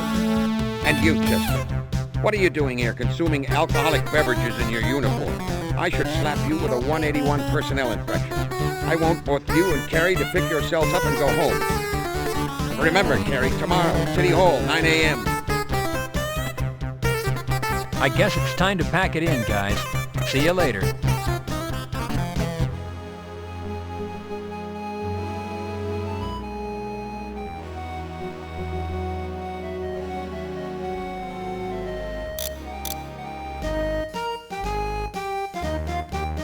Gary, another body was brought in this morning. Same M.O. This time it isn't an officer. It's a female. Current status, Jane Doe. She was found in Griffith Park. The mayor and the city council want to ask you a few questions. Get up there, and remember, do not divulge anything that could harm this case.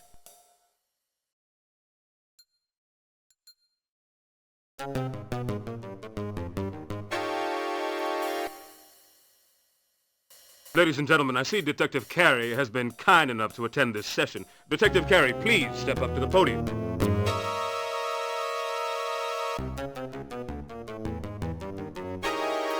Detective Carey, my constituents are frightened and want answers. What is the status of your investigation?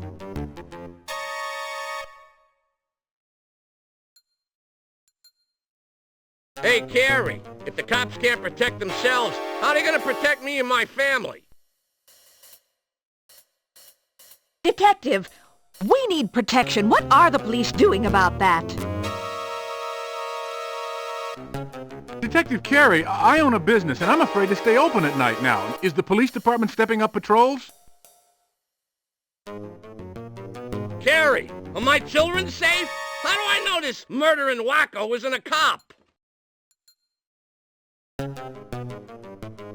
Detective Carey, Christie Building with KKAT. What can you tell us about the body found in Griffith Park this morning? From what we understand, the victim was not a police officer, which would indicate that this killer is not necessarily targeting one group. Your comments, please.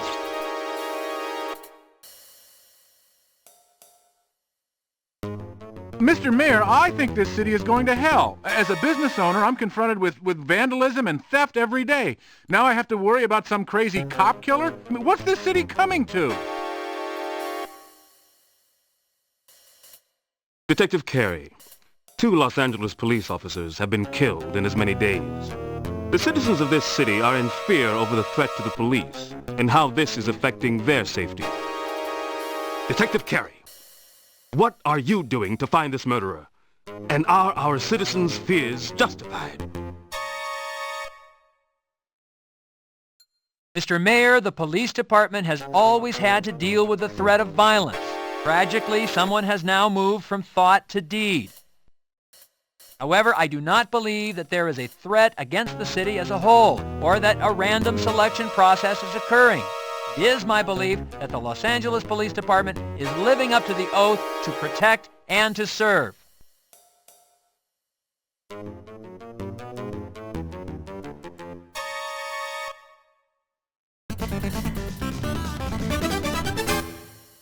Generally, warn...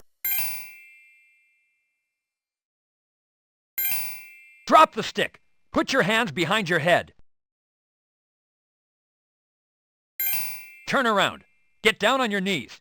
Keep your hands where I can see them.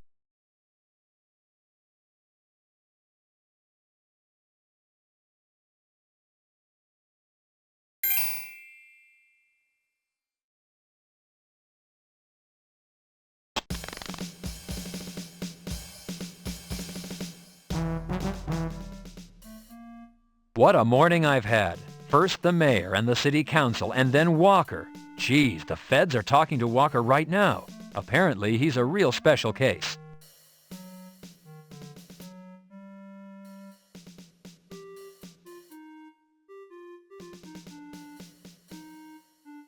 You complete report 3.14 documenting assault by Walker.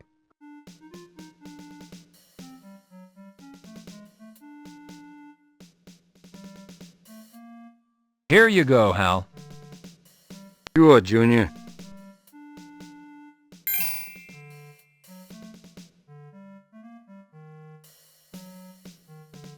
Hal, what have you heard about a body with a similar M.O. showing up at Griffith Park? Hell, Junior, it looks like it belongs to us. I wasn't there, but that Nobles was. He knows all about it.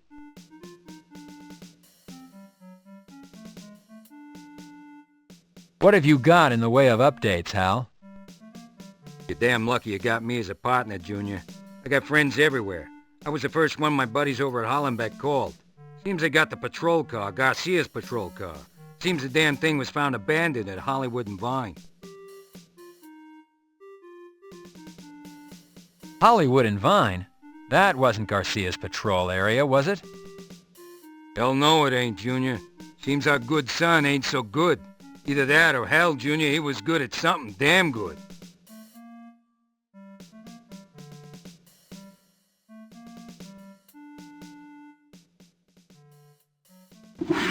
You take a 3.14 follow-up report form out of your desk drawer.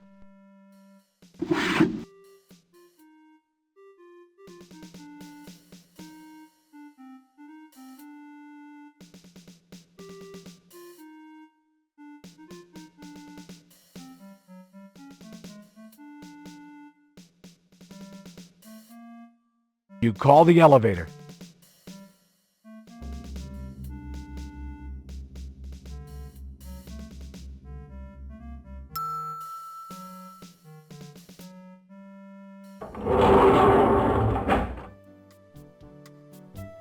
You select the lobby as your destination.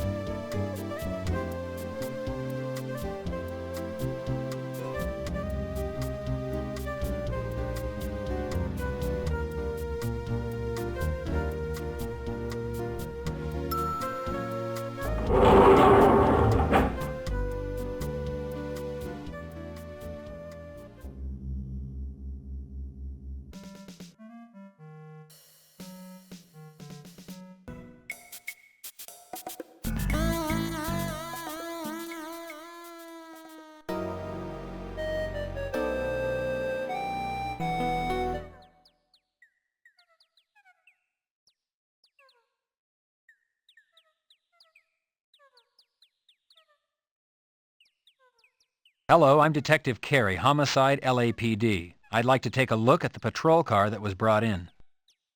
I don't recognize you, pal. Can't let you in. That car is part of an investigation. I'm heading up the investigation. I'd like to take a look at the car. Oh, sure, pal. Now, how do I know you're not the perverted weenie hacking up all these bodies, huh?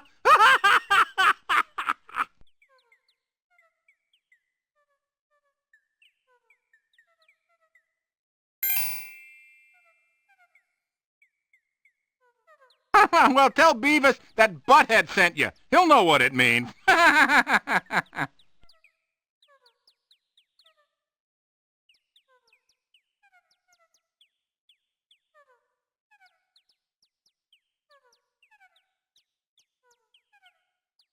Hey, you whippersnapper! Can I help you? Beavis, I was told to tell you that Butthead sent me. Huh?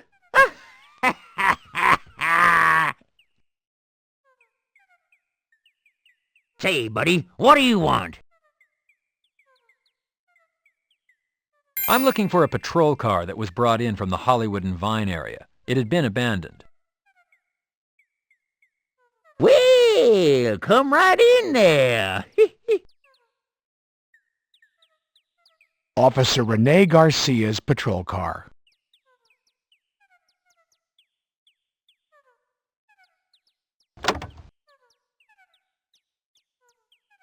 The standard configuration of a patrol car interior looks clean. A piece of newspaper lies on the seat. You pick up the small piece of torn newspaper.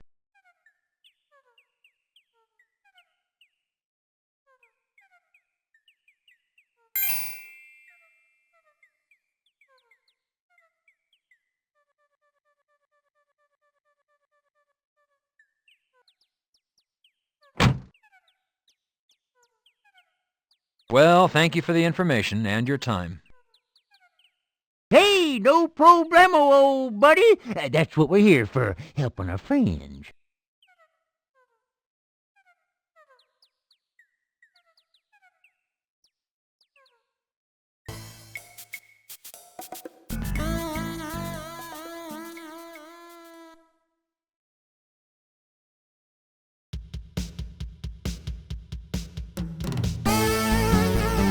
A bowl of complimentary pretzels. You take a few pretzels.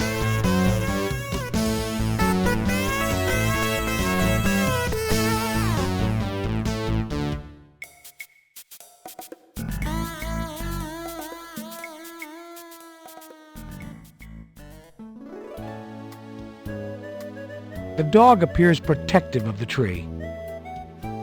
The area has been taped off. It must be where the Jane Doe was found.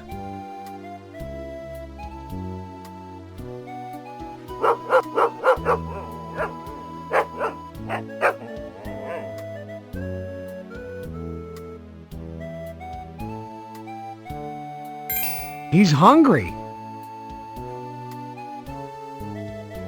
You're not close enough. The dirt looks freshly tilled. Removing the dirt reveals a bone.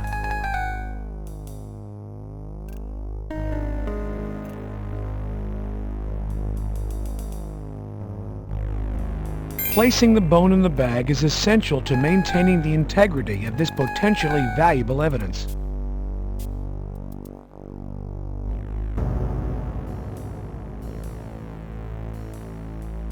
You record that a bone was found at this location.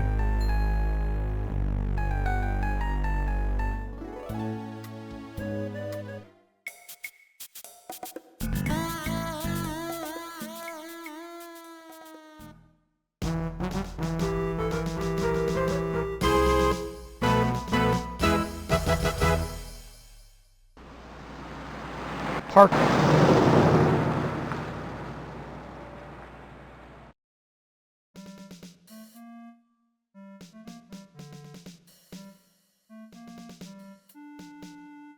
You attach your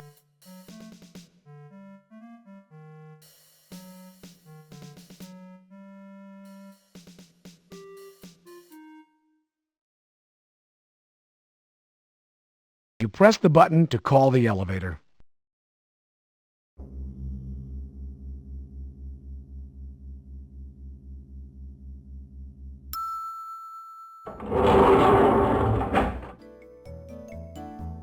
You select the basement as your destination.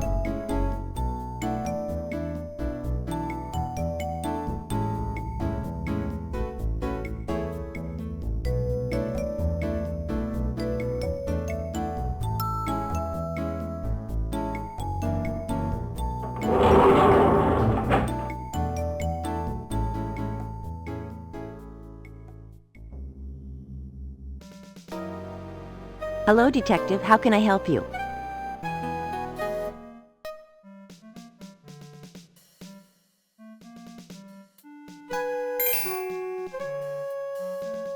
What do you think, Chester? I found it at the discovery site of Jane Doe 1201K. Can you run a DNA test on it? That looks human, Carrie. If you want it tested and want a fail-safe case, you'd better process this correctly. Take it to Teddy. See you later, Detective Carey.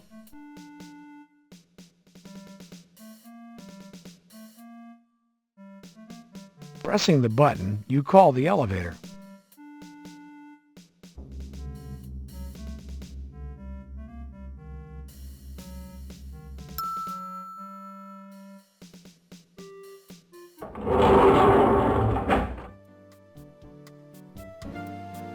You select the lobby as your destination.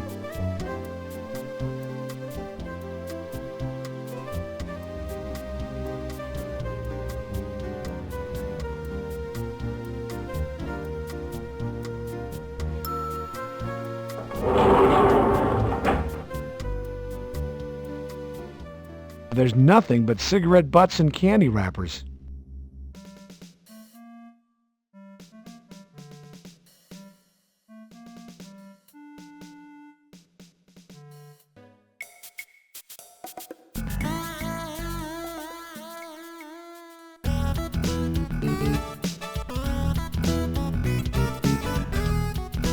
Entering the morgue always provides a sense of anticipation.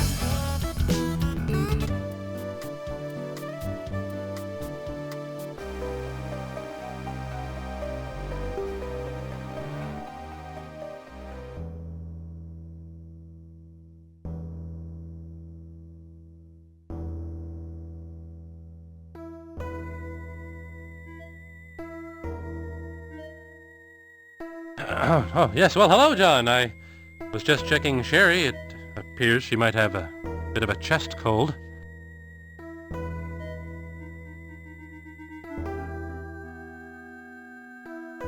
On to the business at hand, John.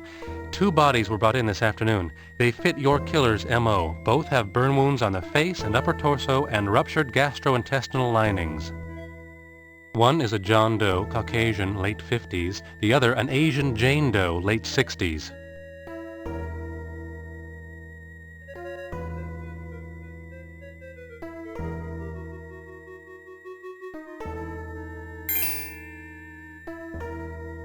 Sam, I unearthed this bone from the Jane Doe 1201K crime scene. Strangest thing, a stray dog was there guarding it. It looks human, John. Turn it into property with a request for tests and we'll take a closer look at it. A stray dog, you say? Probably the same one we encountered the day we went out to pick up body 1201K. Screw the dog, and screw the request for tests. I've got the city, the press, and my supervisors all over my ass. You've got the evidence in your hand, for Christ's sake. Run the tests. This investigation does not have time for a red tape marathon. You're right, John. I'm sorry. It's working for the county. We tend to thrive on the bureaucracy. Trust me, John, I will place the tests on the top of my priority list.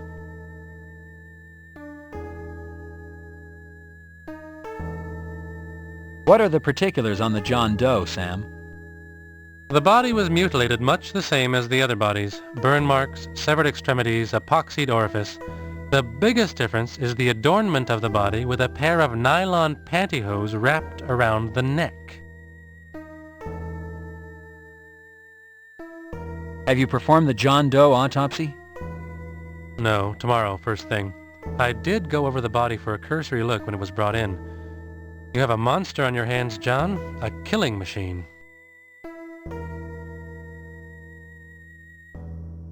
Poisoning cause of death, Sam?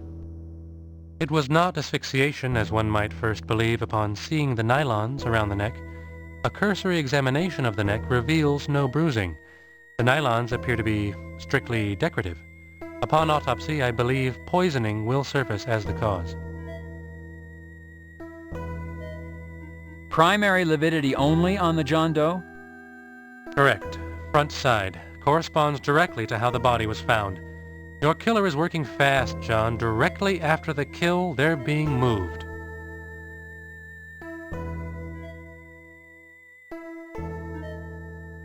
Could the nylons belong to the Jane Doe? Possibly the nylons were used in a consensual sexual activity between the two. John, this was not a sexual experience gone to extremes. No, John, this has all the markings of your killer. The burns, the mutilation, and the nylons, they couldn't belong to Jane Doe. Why is that, Sam? Jane Doe weighed in at 85 pounds, 12 ounces. The nylons are large enough to have fit 3 of her. What about the epoxied orifice, Sam? How was the John Doe affected? The mouth was affected. Between both bodies, you have the epitome of hear no evil, say no evil, see no evil.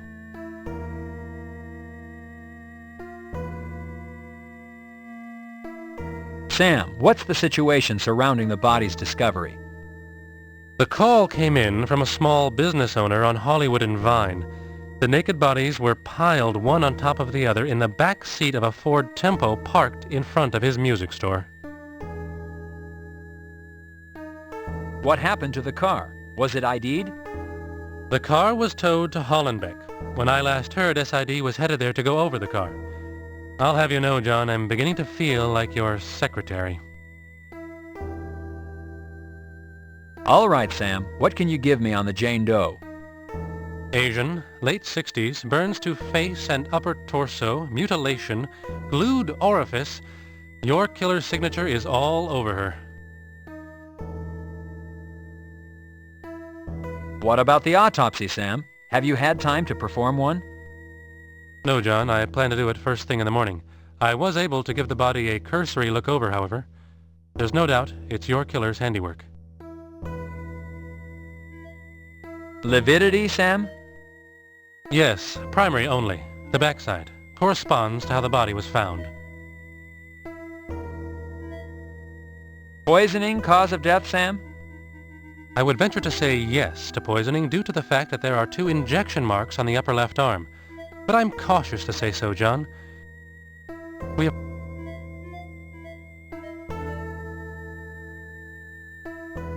What is the level of mutilation, Sam? The left foot was crudely severed. Once again, judging by the lack of apparent blood loss, it was removed after death.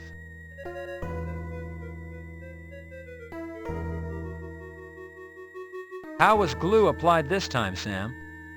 The eyes and ears were filled with glue. Your killer's kind to women, John. He doesn't make them watch, if one can call his behavior kind on any level.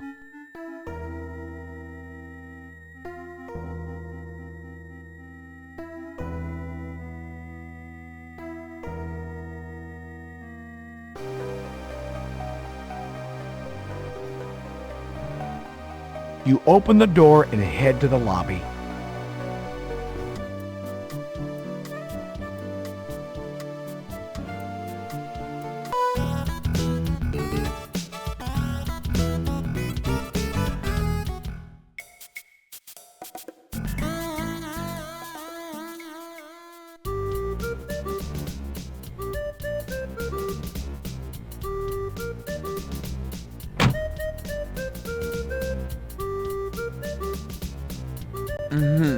Hey, handsome.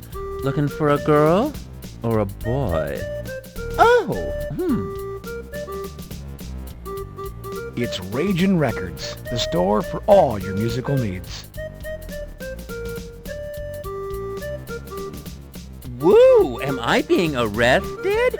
Gonna throw me in a cell with a big old burly guy, huh? Ooh, darling, start the party. I'm Detective Carey, LAPD. I'm looking to ask some questions about what's been going on in this neighborhood. Oh, darling, ask away. I just love to gossip. Did you know Officer Garcia? Was he a frequent visitor to this neighborhood? Never heard of him, darling, till he showed up dead. Now the whole place is crawling with all sorts of people talking about him. Ew. Well, if you ask me, I would ask the girls at the kitty. I mean, they know everybody who's anybody. Did you see an abandoned patrol car in the neighborhood? Do you know anything about it? Well, darling, I missed it, but it was all the talk. People were saying that the cop who the car belonged to went for a dip at the kitty and fell right in, if you know what I mean. But people said they saw this fabulous woman driving the patrol car. Oh, can you believe it? I mean, all made up. Can you stand it? Hair all stacked up, dressed to the teeth. You know, a real glamour queen, if you know what I mean. Well, all this was supposed to have happened after the cop's poor little bare ass showed up dead on Yo Money's lawn. Well, that's the talk, darling. You got it. Straight from the horse's mouth. What can you tell me about this supposed girlfriend seen driving Garcia's patrol car? Well, just that she was supposed to be absolutely gorgeous. I mean, I didn't see her, but I heard she was one big, beautiful, honkin' woman. I mean, it's not really my thing, but by now, the size of her breasts have probably become legendary. You've referred to having heard this information, that you didn't actually see any of this. Whom have you heard this from? Can you give me a name or two? Oh, honey, it's all over the streets, that's all. I mean, talk to anybody you see. They'll all tell you they heard it too. I mean, darling, I don't know any names, just people. You know, people don't tell you their names. They like confidentiality. Wouldn't you?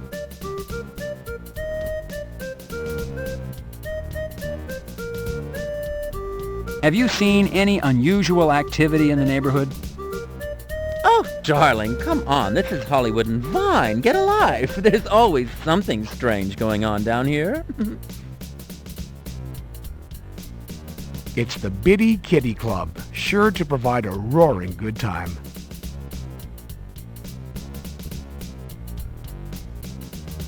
You push the door open.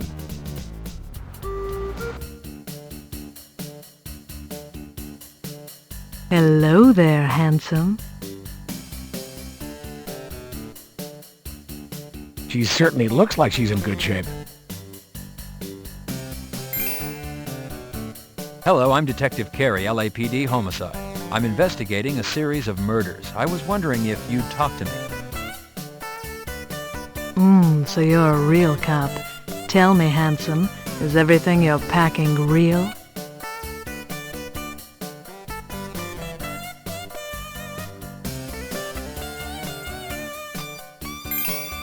I found this shoe in Yo Money's garden. Money told me he had strippers in his house the morning Officer Garcia's body was found. Do you know if any of the girls from the Kitty know Money or were at a party at his house this week? Does this shoe look familiar? Well, it's true all us girls know celebrities, and Money does come here. We've all been invited to parties one time or another out at his place.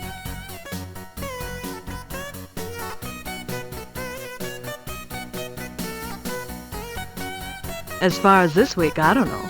I do know it's not mine. I'm very petite, and well, that would never fit me. Barbie might know, though.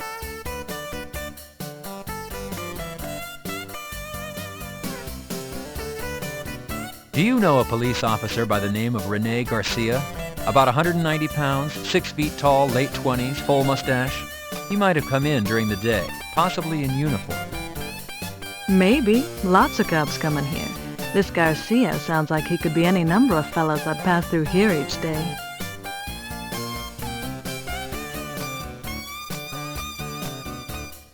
Garcia's patrol car was abandoned on this block. Did you happen to see it or hear anything about it? I didn't see it, but then I sleep in pretty late. Hey, are we talking about the cop who showed up dead at Yo Money's? Yes, his name was Garcia. Do you know something specific? Well, if it's the fella I'm thinking of, I heard people saying he used to give rides to girlfriends. You know, show off the siren and the handcuffs.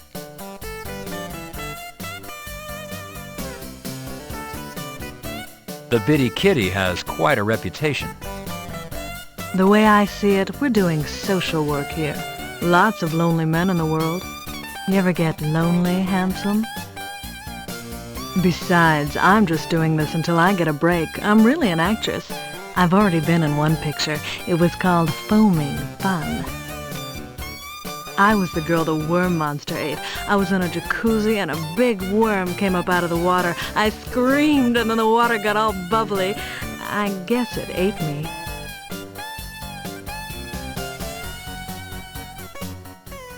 Who's Barbie, and why might she know? Barbie runs the place, handsome. Barbie can. Ever heard of her? She is infamous. Well, she'll know if any of the girls are at Money's this week. You can ask her. Where is Barbie? Can I talk to her? She's taking a nap right now. She'll be up later. You could come back. Got a light, handsome? I appreciate you taking the time to answer my questions, Electra. It's citizens like you who help us cops do our jobs. If you can think of anything else, I can be reached at Parker Center Homicide Robbery. Just ask for Detective Carey. Handsome, you should relax a little bit. You're awfully tense.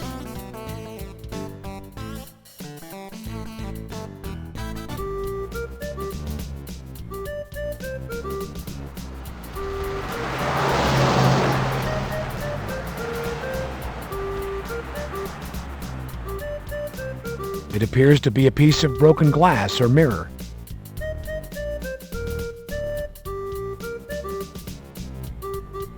You pick up the broken piece of side mirror. Your T-bird has been tampered with.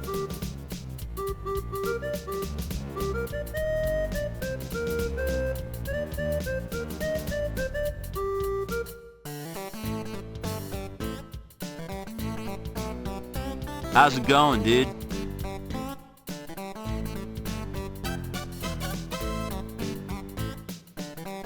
You look like a cop, dude.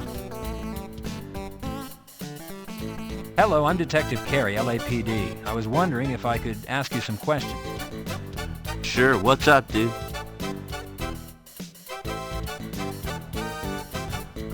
A Ford Tempo was apparently abandoned on this block this morning. I understand you called it in. That's true, dude. I did.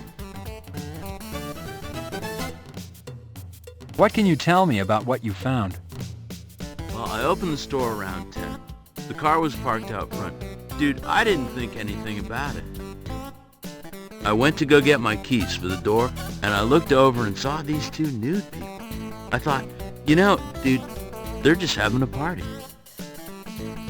After a while, I looked out. The car was still there, but about 11, I locked up and went out and got some coffee. And on my way back, I looked in, and you know, it's kind of funny. What was funny? The car wasn't moving, dude. No motion, no party. I'm a businessman, dude. I can't have a car full of naked people outside my store. I called the police.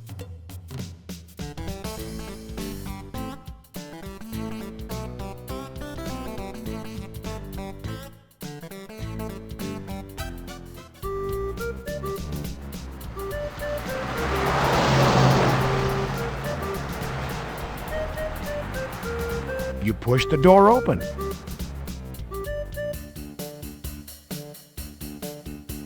Why, hello there, darling. Hello, I'm Detective John Carey, LAPD, Homicide. I was wondering if I could ask you a few questions. Absolutely not, darling. I don't talk to police. Officially, that is. You see, darling, I'm very well connected, and I really don't want any trouble.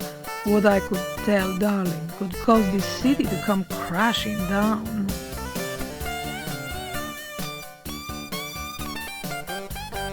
Well, how about if we talk off the record? Just a little talk between friends. Oh, darling, you going to be my friend? Okay, then. I'll talk to you off the record. Why don't we start with an introduction? As I told you, my name is John Carey, and I bet you're Barbie Can. Oh, darling, you're so smart. You're good-looking and smart. Just how I like my friends. Now, what is it you want to know? Tell Barbie how she can help you. Well, the subject's a bit gruesome. I'd like to ask you some questions about a series of murders I'm investigating. Darling, in my day, I've had more notorious conversations, I'm sure. Try me, darling.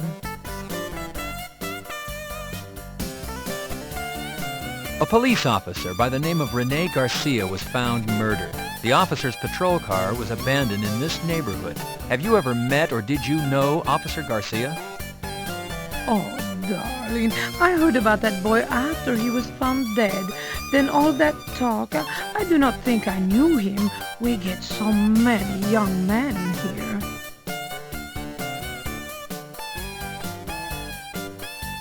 What can you tell me about the abandoned patrol car? Did you see it? Oh, darling, I just know what I heard. The boy gave his patrol car away to a girlfriend or some such thing. I don't really know. I did hear, though, that this girl is most beautiful. Darling, she is so beautiful, and her figure is so perfect. People thought it was me, but I'm too old for such a young boy. Do the girls here date the customers? Would it be possible that one of your girls dated Officer Garcia? Darling, I have rules, but what those girls do, I cannot control. They are young women. They're all looking for husbands. It is possible, but I do not know one who was dating him. Officer Garcia was found dead on the lawn of Yo Money, and from what I understand, there were strippers there. Do you know Yo Money? And do you know if any of your girls went to a party there Monday evening? Oh, darling, the money man is wonderful, so strong, such a lover of beautiful women. He does not always schedule his parties through me, that bad boy. If some of my girls were there on that night off, I have no idea.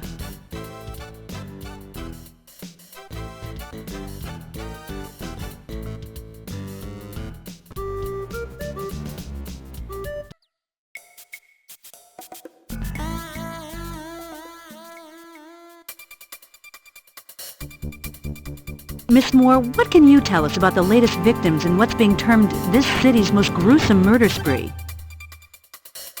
Me? Well, nothing really. Am I going to be on TV? Miss Moore, is it true that all the victims have been tortured, mutilated? Well, they're not all there.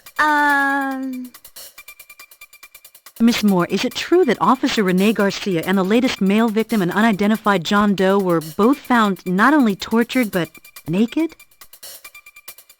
Well, yes. Well, no. You see, is that camera on? So, Miss Moore, are you confirming that John Doe was not entirely nude, that he was found with a pair of nylons on his person? Is it true the nylons were wrapped around his neck? How'd you know that? So you are confirming this information. Detective Carey, can you comment on the nylons wrapped around the neck of the victim? I have nothing to say to you, Bilden, nor does Miss Moore. Hi, Detective Carey. Cherry, I'm taking you home. Bilden, you muck up my investigation and I'll have your job. Come on, Sherry. Detective Carey, the public has a right to know. It's their safety at stake. Detective Carey. In the wake of this city's worst nightmare, 5 people, including 2 Los Angeles police officers, have been found mutilated and murdered. And though city officials and the LAPD deny there is reason to panic, the citizens of Los Angeles feel quite differently. Gun sales are up, and security companies are deluged with requests for home alarm systems. Factors contributing to the urgency and concern by LA residents are the randomness and violence of these murders. Earlier today, I spoke with Sherry Moore, an LA County Coroner's employee who confirmed one element of this killing spree. Evidence found on the latest male victim indicates that the murders might have been committed by a woman. If true, then this is the first case in the history of Los Angeles where a female serial killer has held the city in her grip. I'm Christy Bilden, reporting for KKAT.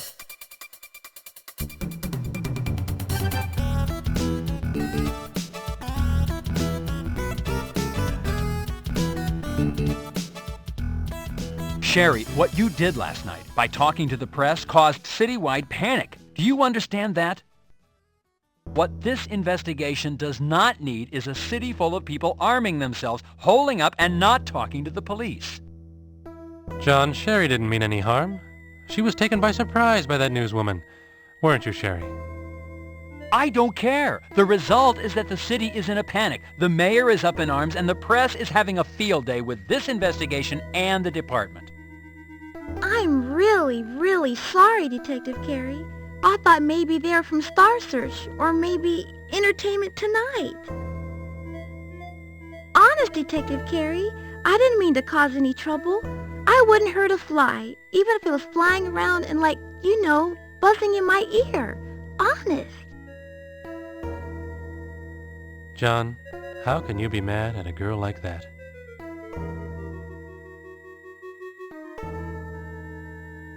Sam, do you have DNA results back on the bone found in Griffith Park?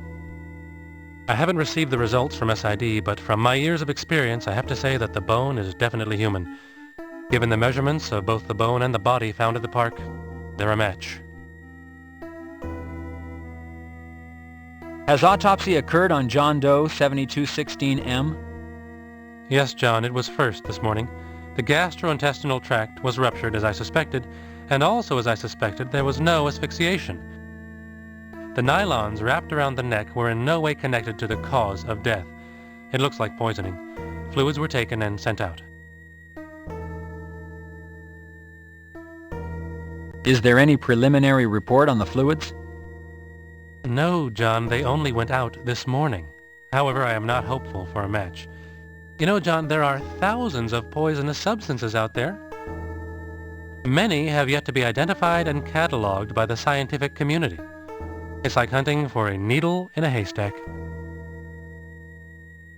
Has identification taken place on the John Doe? No, we've sent the prints out for a national search. There must be someone, somewhere, missing a father, brother, or husband.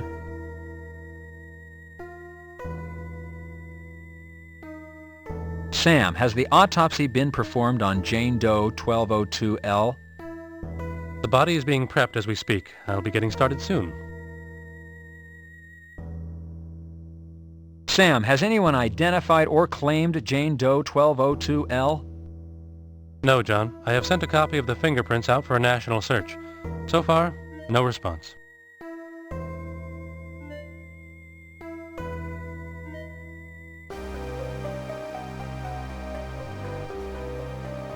See ya, Detective.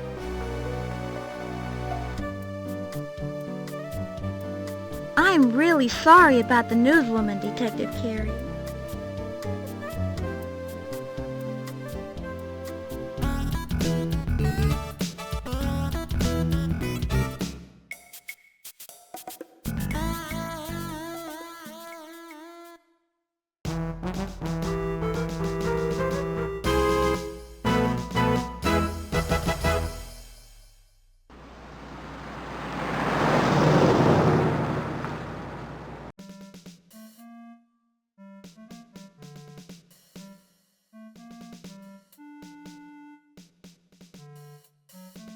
You attach your...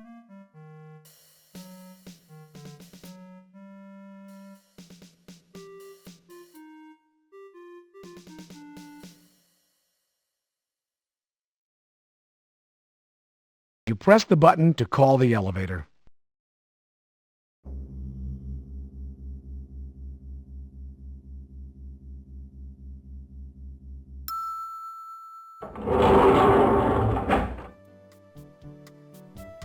You select the basement as your destination.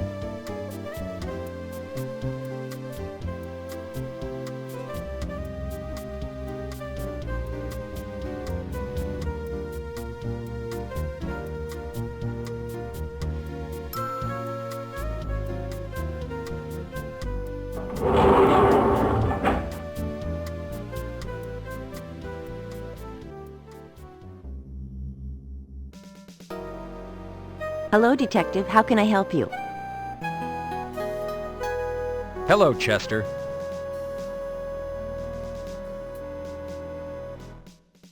Chester, I wanted a DNA run on the bone I turned into Noble's. What do you have back? Nothing yet, Carrie. And not to criticize, but you really should have turned that into property. You're right, Chester. However, I also need to find myself a killer.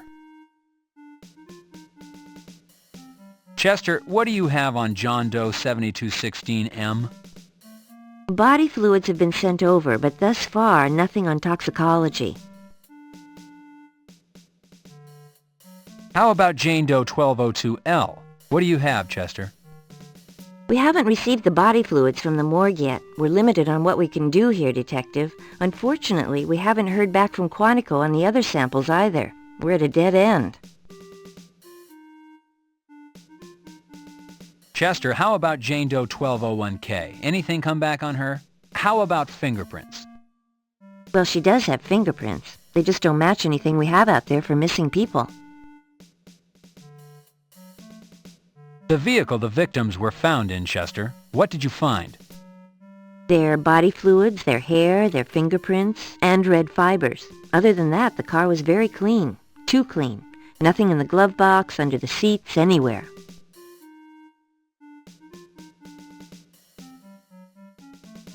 See you later, Detective Carey.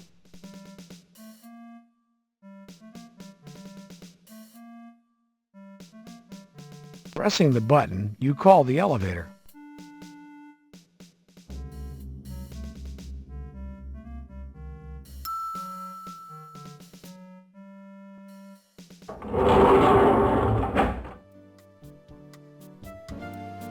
You select the lobby as your destination.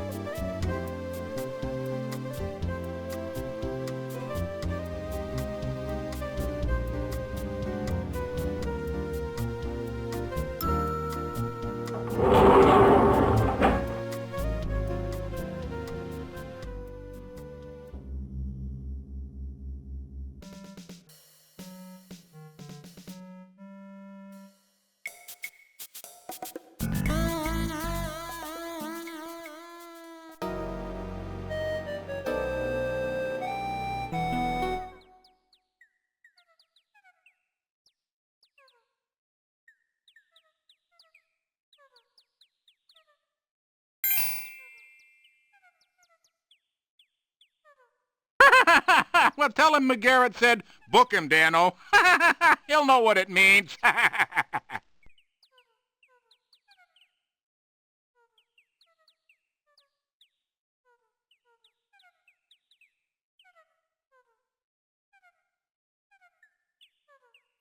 Hey, you whippersnapper. Can I help you? Dano? McGarrett told me to tell you to book 'em, Dano. He said... Yep. Whee! It's a beige 1990 Ford Tempo. Looking at the license plate, you discover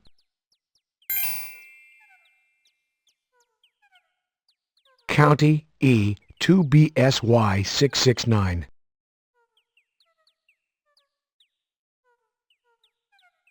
Well, once again, you've been very helpful. Thank you. Hey, that's a big 10 for you, betcha, good buddy. Here at Hollenbeck Tow, we aim to please. Sure do.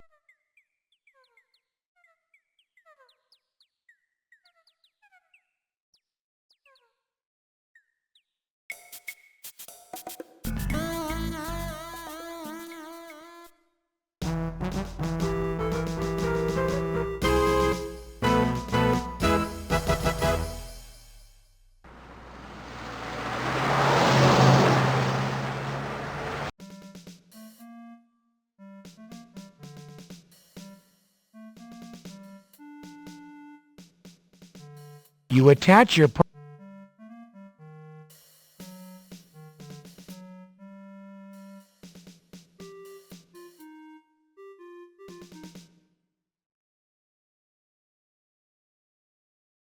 You press the button to call the elevator.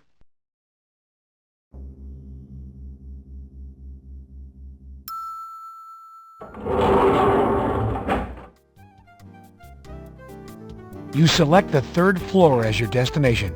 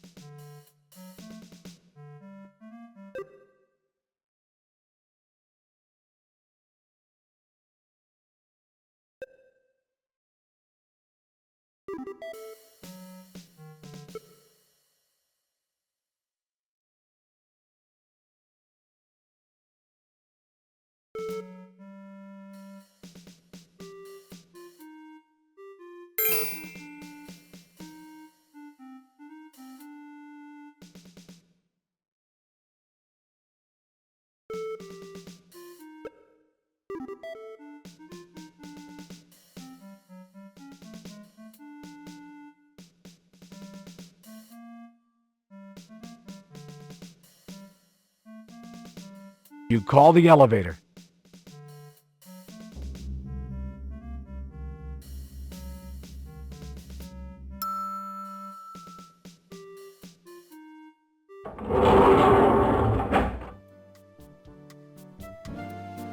You select the lobby as your destination.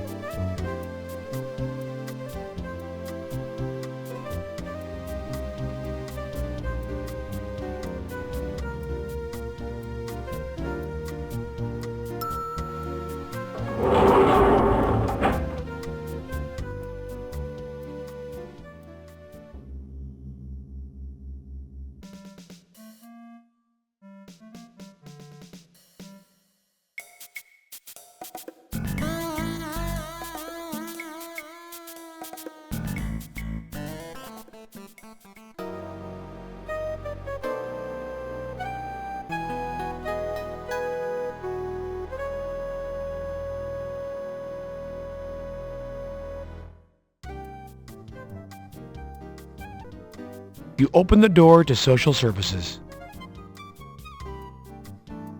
May I help you, sir?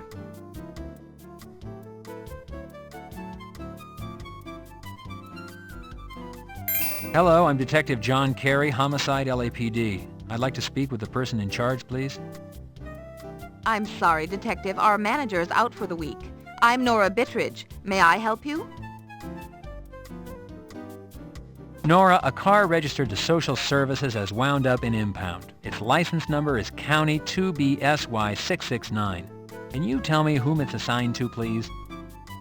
Yes, Detective. Just let me look that up. Why, that car is assigned to one of our social workers, a Miss Luella Parker. May I speak to Miss Parker, please? Well, I'm afraid Luella is not in, Detective. Is she out on a client call? No, actually, we don't know where she is. The last time we saw her was Monday, midday. I've tried calling her home, but I get no answer. Does Miss Parker have family we might contact? Well, I don't believe so, at least not out in California. I think she's alone out here from Chicago. Nora, do you think you could give me a physical description of Miss Parker? Why, yes. I pride myself on my observation skills. Let's see. Luella is 34 years old. She stands approximately 5 feet 5 inches tall and is overweight, so I would say she weighs around 160 pounds. Nora, what color eyes and hair does Luella have? Why, black hair and brown eyes, Detective. Luella is black. African American. Nora, I'd like to look over Luella's office, please. Why, of course, Detective. If you'll follow me, I'll escort you back to her office.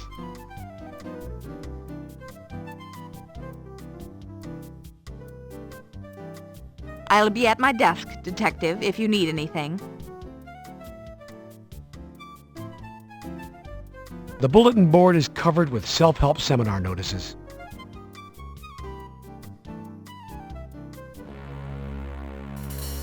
It's an audio tape with a receipt taped to it.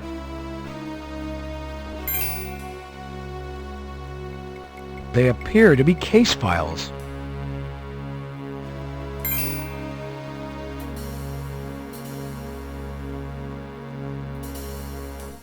It's the latest release from Yo Money. The attached receipt is marked Ragin' Records.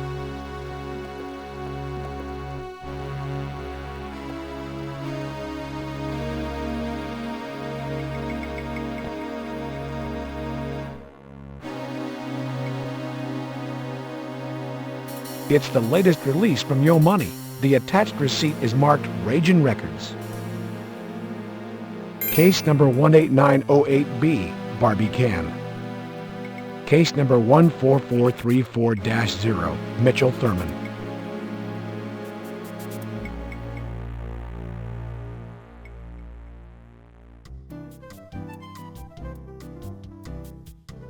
Can I help you with anything, Detective?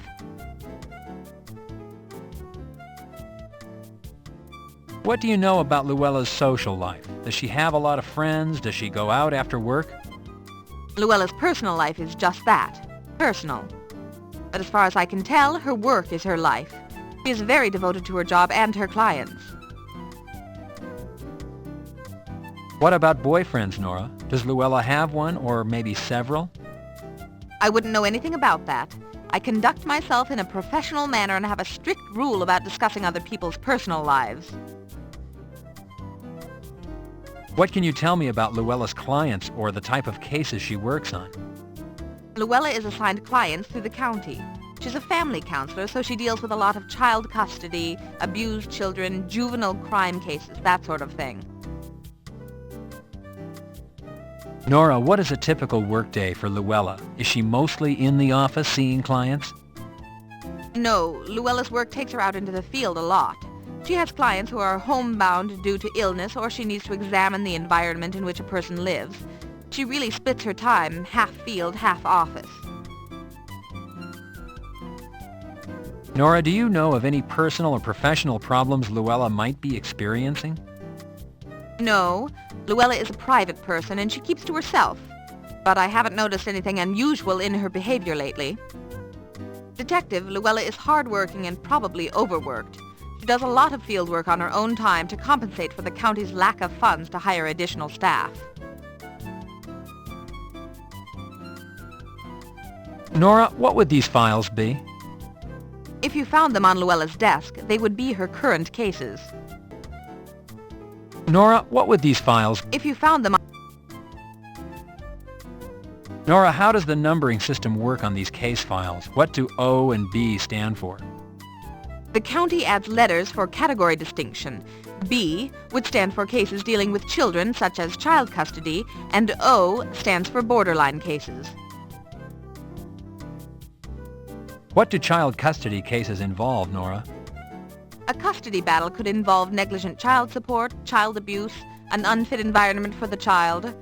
Detective, when it comes to children, the system attempts to be very protective. Nora, explain the definition borderline to me. How would that apply to a client? Borderline means it's a case that has been referred to us through another agency. Generally, this client would have received some sort of assistance and the agency dealing with them felt they needed more help. Nora, what can you tell me about Barbie Can? Well, I do know she's a client of Luella's. I don't know any particulars. The cases are confidential. Nora, do you know when Luella last spoke to Miss Barbie Can? Well, I don't remember the last time Luella called her, but I do remember getting a call last week from Miss Can, asking to speak to Luella. I remember because it was hard to hear her. There was very loud music playing in the background. Nora, are you familiar with Luella's client, Mr. Mitchell Thurman? Yes. Yes, I am. I know I shouldn't say this, it's unprofessional of me, but Mr. Thurman is odd. He had a very disturbing childhood, found his own mother murdered, and his father was abusive, but many people recover. I gather you don't believe Mr. Thurman has recovered. Nora, do you remember when you last spoke to Mr. Thurman?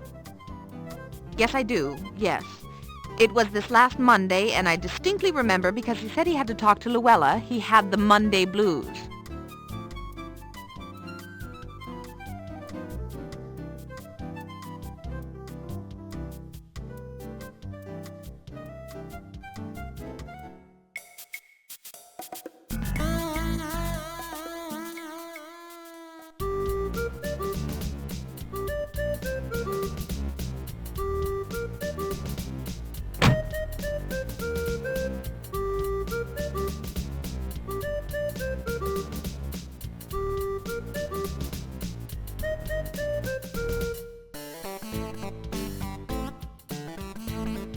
How's it going, dude?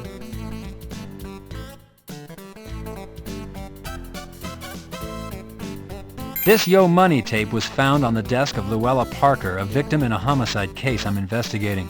Your store's receipt was taped to the cassette. Store policy is exchange only, no cash back. Dude, Yo Money doesn't sell so great here. Your option is to choose something from inside the counter. Take a look, dude. See what you'd like.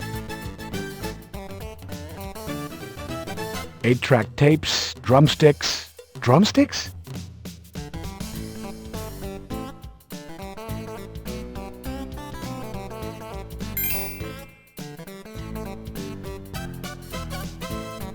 Circa 1972.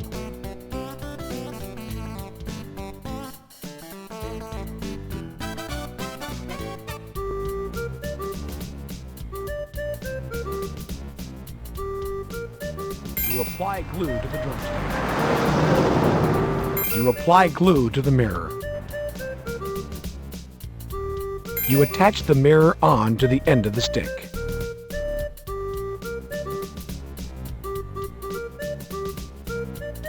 A 180-degree mirror.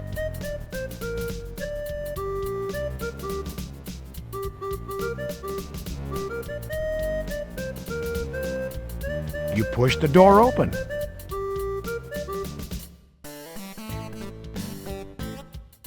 Why, hello there, darling. Hello, Barbie. How are you today? Ah, darling, welcome back. Didn't see enough yesterday. It's true. My girls are beautiful, aren't they? Oh, but darling, you have trouble, no? How is that investigation of yours going? What you need is a little understanding. Tell Barbie where it hurts. Ah, darling, welcome back. Didn't see enough yesterday. It's true, my girls are beautiful, aren't they? Oh, but darling, you have trouble, no? How is that investigation of yours going? What you need is a little understanding. Tell Barbie where it hurts.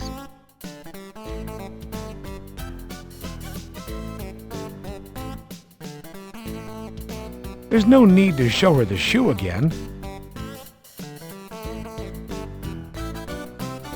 Barbie, do you know a woman by the name of Luella Parker? Well, yes, darling. It's a personal matter. Why? Is Miss Parker in trouble? Barbie, Luella Parker is dead. Her body was found in Griffith Park. Her murder is consistent with the two police officers. Barbie, can you tell me when you last saw Luella, and if she might have said something, anything that might, in light of her death, seem important? Oh, that poor darling. She was a lovely girl. I think it was last week. Yes, last week I saw her. She was supposed to stop in this week, Tuesday, but she did not come by. Miss Parker was helping me with a personal matter. She was to deliver some papers to me. I do not recall if she said anything or acted in any way peculiar. You know, darling, she was a shy girl. Oh, that poor darling. She was a lovely girl. I think it was last week. Yes, last week I saw her. She was supposed to stop in this week, Tuesday, but she did not come by. Miss Parker was helping me with a personal matter. She was to deliver some papers to me. I do not recall she said anything or acted in any way peculiar. You know, darling, she was a shy girl. Barbie, Luella's death is a serious matter. It's important you tell me what you know. Let's start with what she was helping you with and what information she was to drop off. Darling, it is nothing sinister. Miss Parker was helping me to win custody of my daughter. Miss Parker was delivering the results from my daughter's talks with the psychiatric doctor. You know, darling, to find out if I poisoned her mind with naked thoughts. It would seem my soon-to-be ex-husband has suddenly taken a dislike to my occupation. Barbie, bitter divorce cases can result in some pretty horrific actions. Tell me about your husband. Is he capable of violence? What about his work? Has he been laid off? Or his health? Any added stress can sometimes push a person over the edge.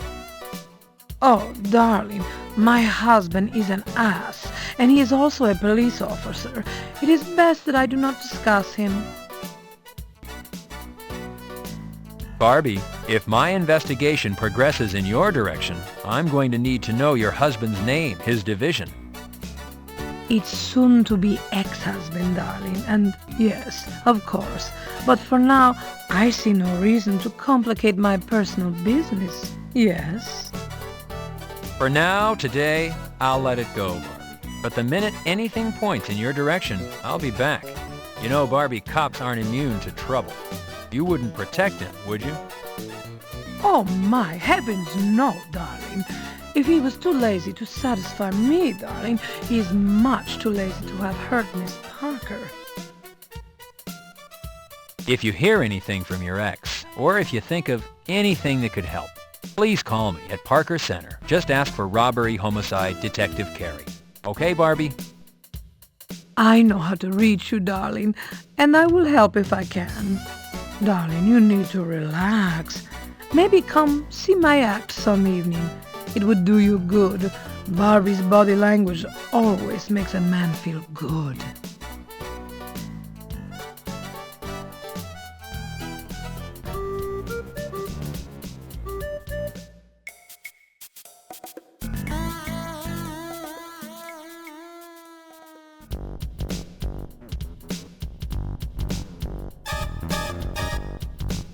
The theater must be open. There's a ticket seller in the booth.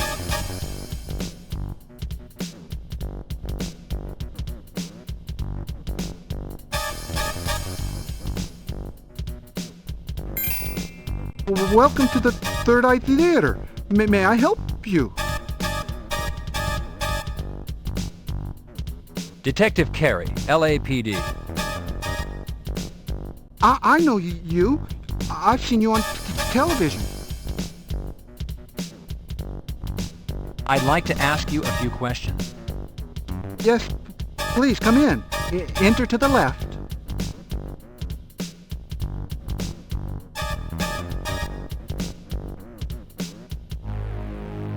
How may I help you? Mitchell, I'd like to ask you a few questions, if that's all right. Yes, of course. Mitchell, have you ever met or do you know a police officer by the name of Rene Garcia?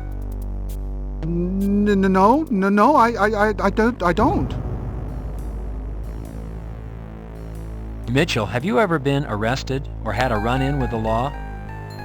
No, really, no, never. Please, look around. I have nothing to hide. I didn't think you did, sir.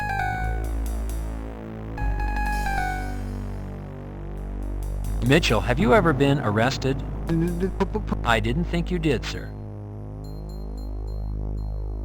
Mitchell, do you recall having a uniformed police officer as a customer this week, possibly on Monday or Tuesday? No. Mitchell, do you know someone by the name of Luella Parker? Oh, it's terrible what happened. It was wrong. Oh. Mitchell, is there something you know that you haven't told me? Something about Luella? She was so lovely about it. Oh, she was so lovely. It was so sad. Mitchell, what is so sad? Why don't you calm down and slowly tell me what happened? Hey, Mitchell? Real slow and easy. My dog, it's horrible. It's horrible what they said.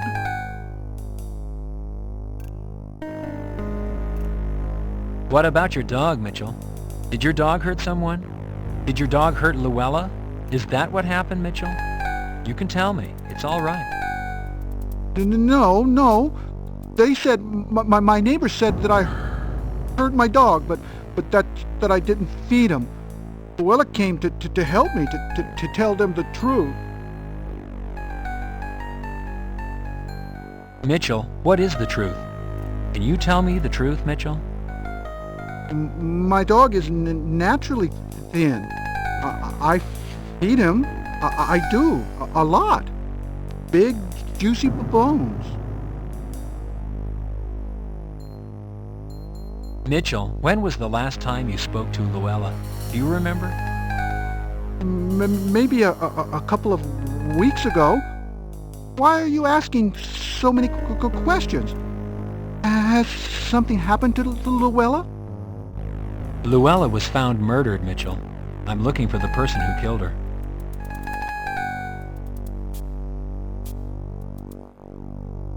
Oh my! Oh no! Oh my!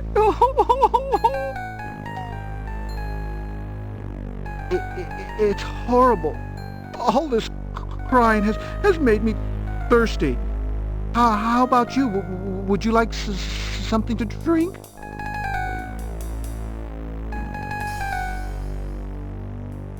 Please, have a cup of tea on the house. The tea is refreshing, if not a little bitter. Don't you feel better? I know I do. How about a movie on the house? Everybody deserves a treat once in a while.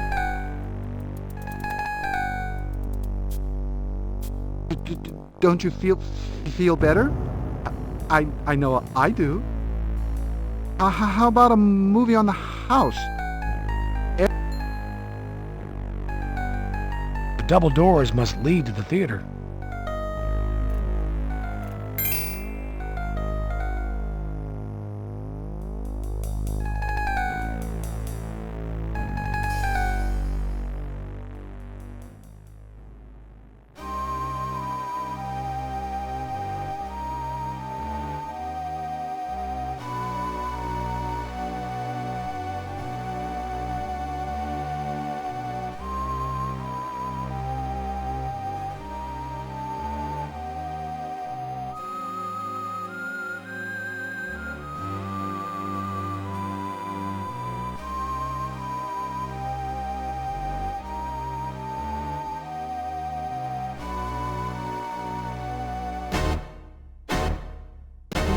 Wake up! Wake up! You fell asleep. It's time to go. Now.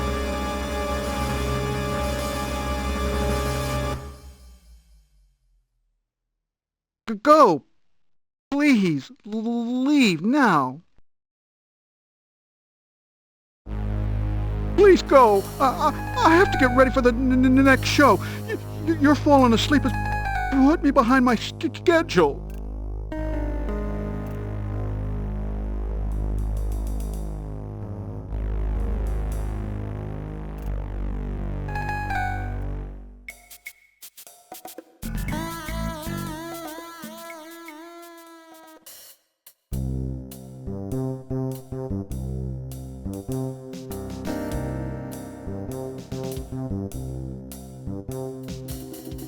It appears to be rope, or maybe a snake.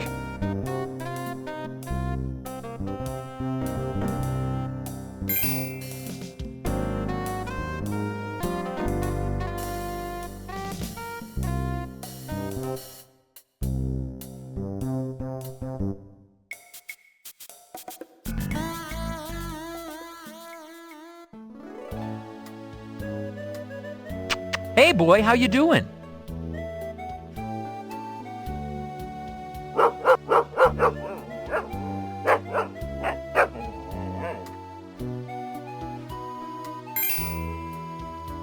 Yahoo!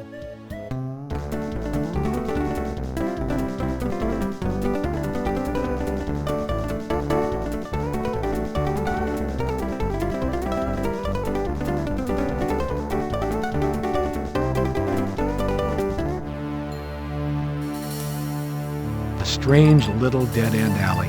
It's a bit like a cage. The street looks familiar, however there are no street signs to confirm your location. The doors have no handles and appear to be lock detected.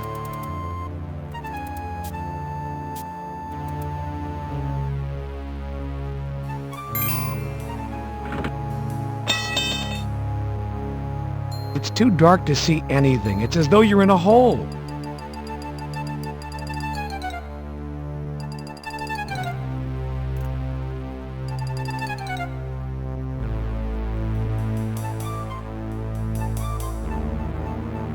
It's a doorknob, a locked doorknob. The knob will not turn. The door must be locked.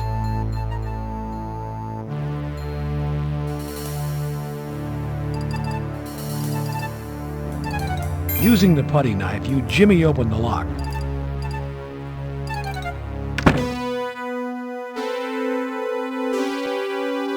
The door is slightly open. Light source origin unknown.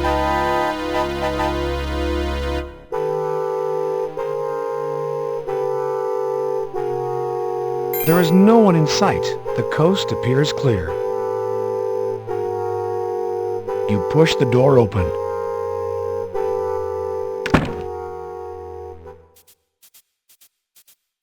The woodwork on the cabinets looks old and in disrepair.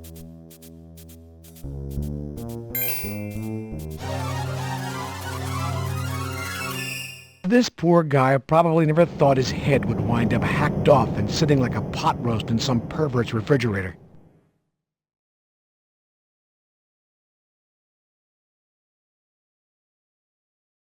The gruesome details of this job are sometimes overwhelming, eh, Detective?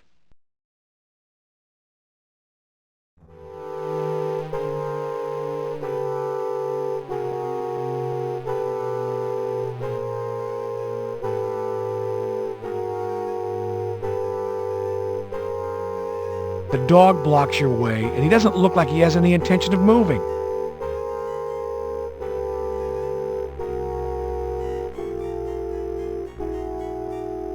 Here you go, boy.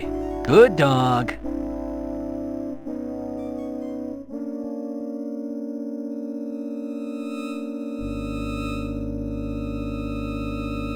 The sedatives have done the trick. The dog is fast asleep, Detective.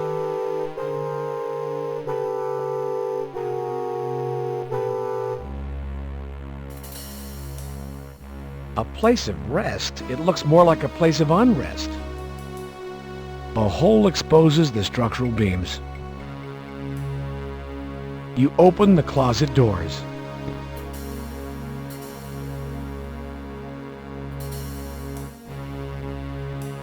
This shoe looks familiar.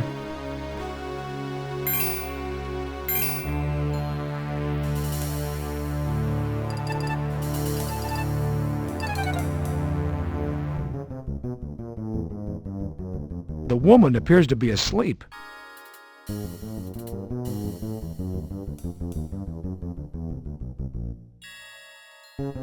Notating this woman's condition will be important if this case goes to trial, Detective.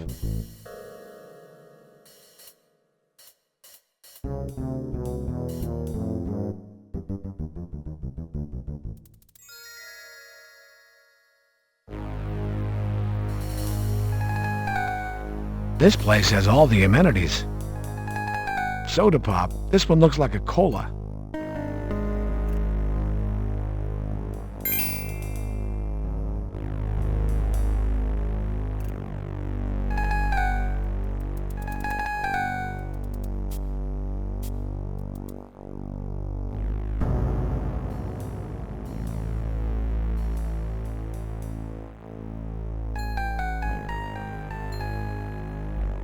Gary, the door is locked.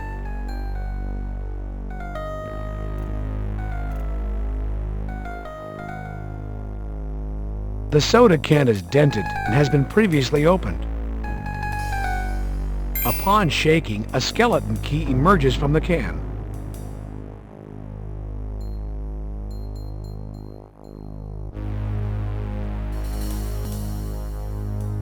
The skeleton key fits into the keyhole and unlocks the door.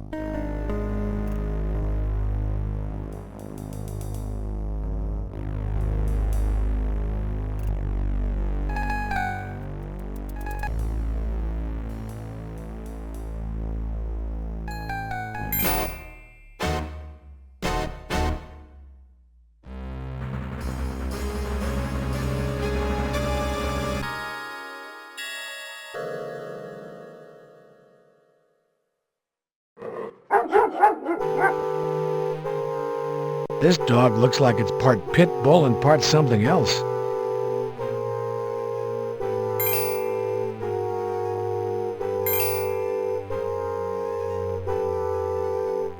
You can't see out the window from this position, Carrie.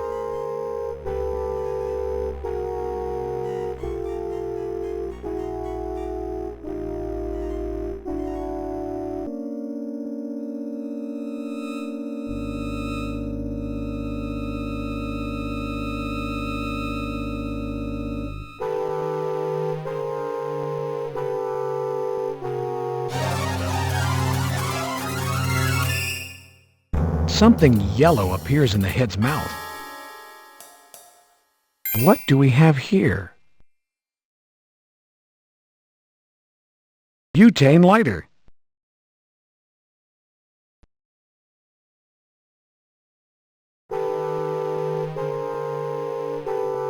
The door's locked behind you. It won't open.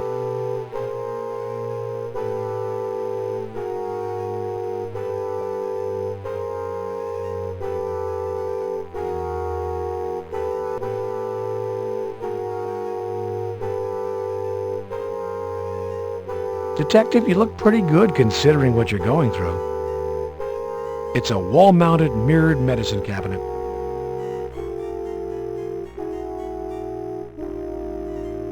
It's a can of Beauty Net hairspray.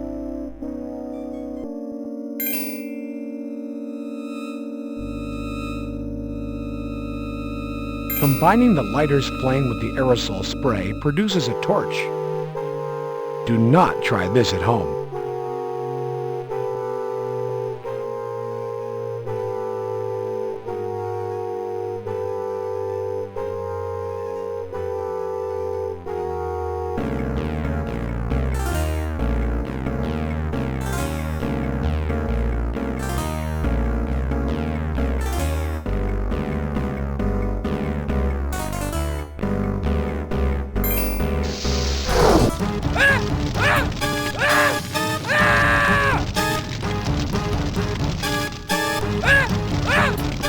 Your action neutralizes your assailant.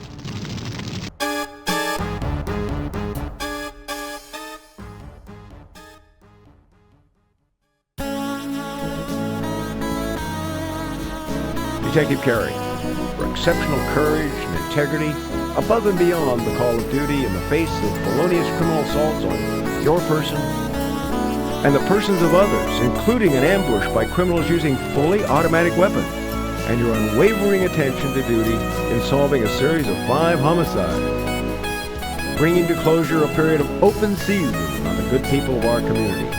It is my honor to present you with the department's highest award, the Medal of Valor. Congratulations.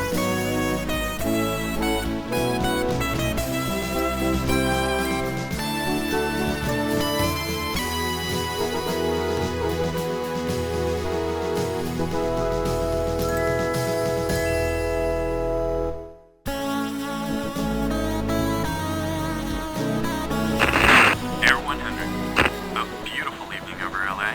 The sky is clear. The ground appears quiet. We'll be heading out west.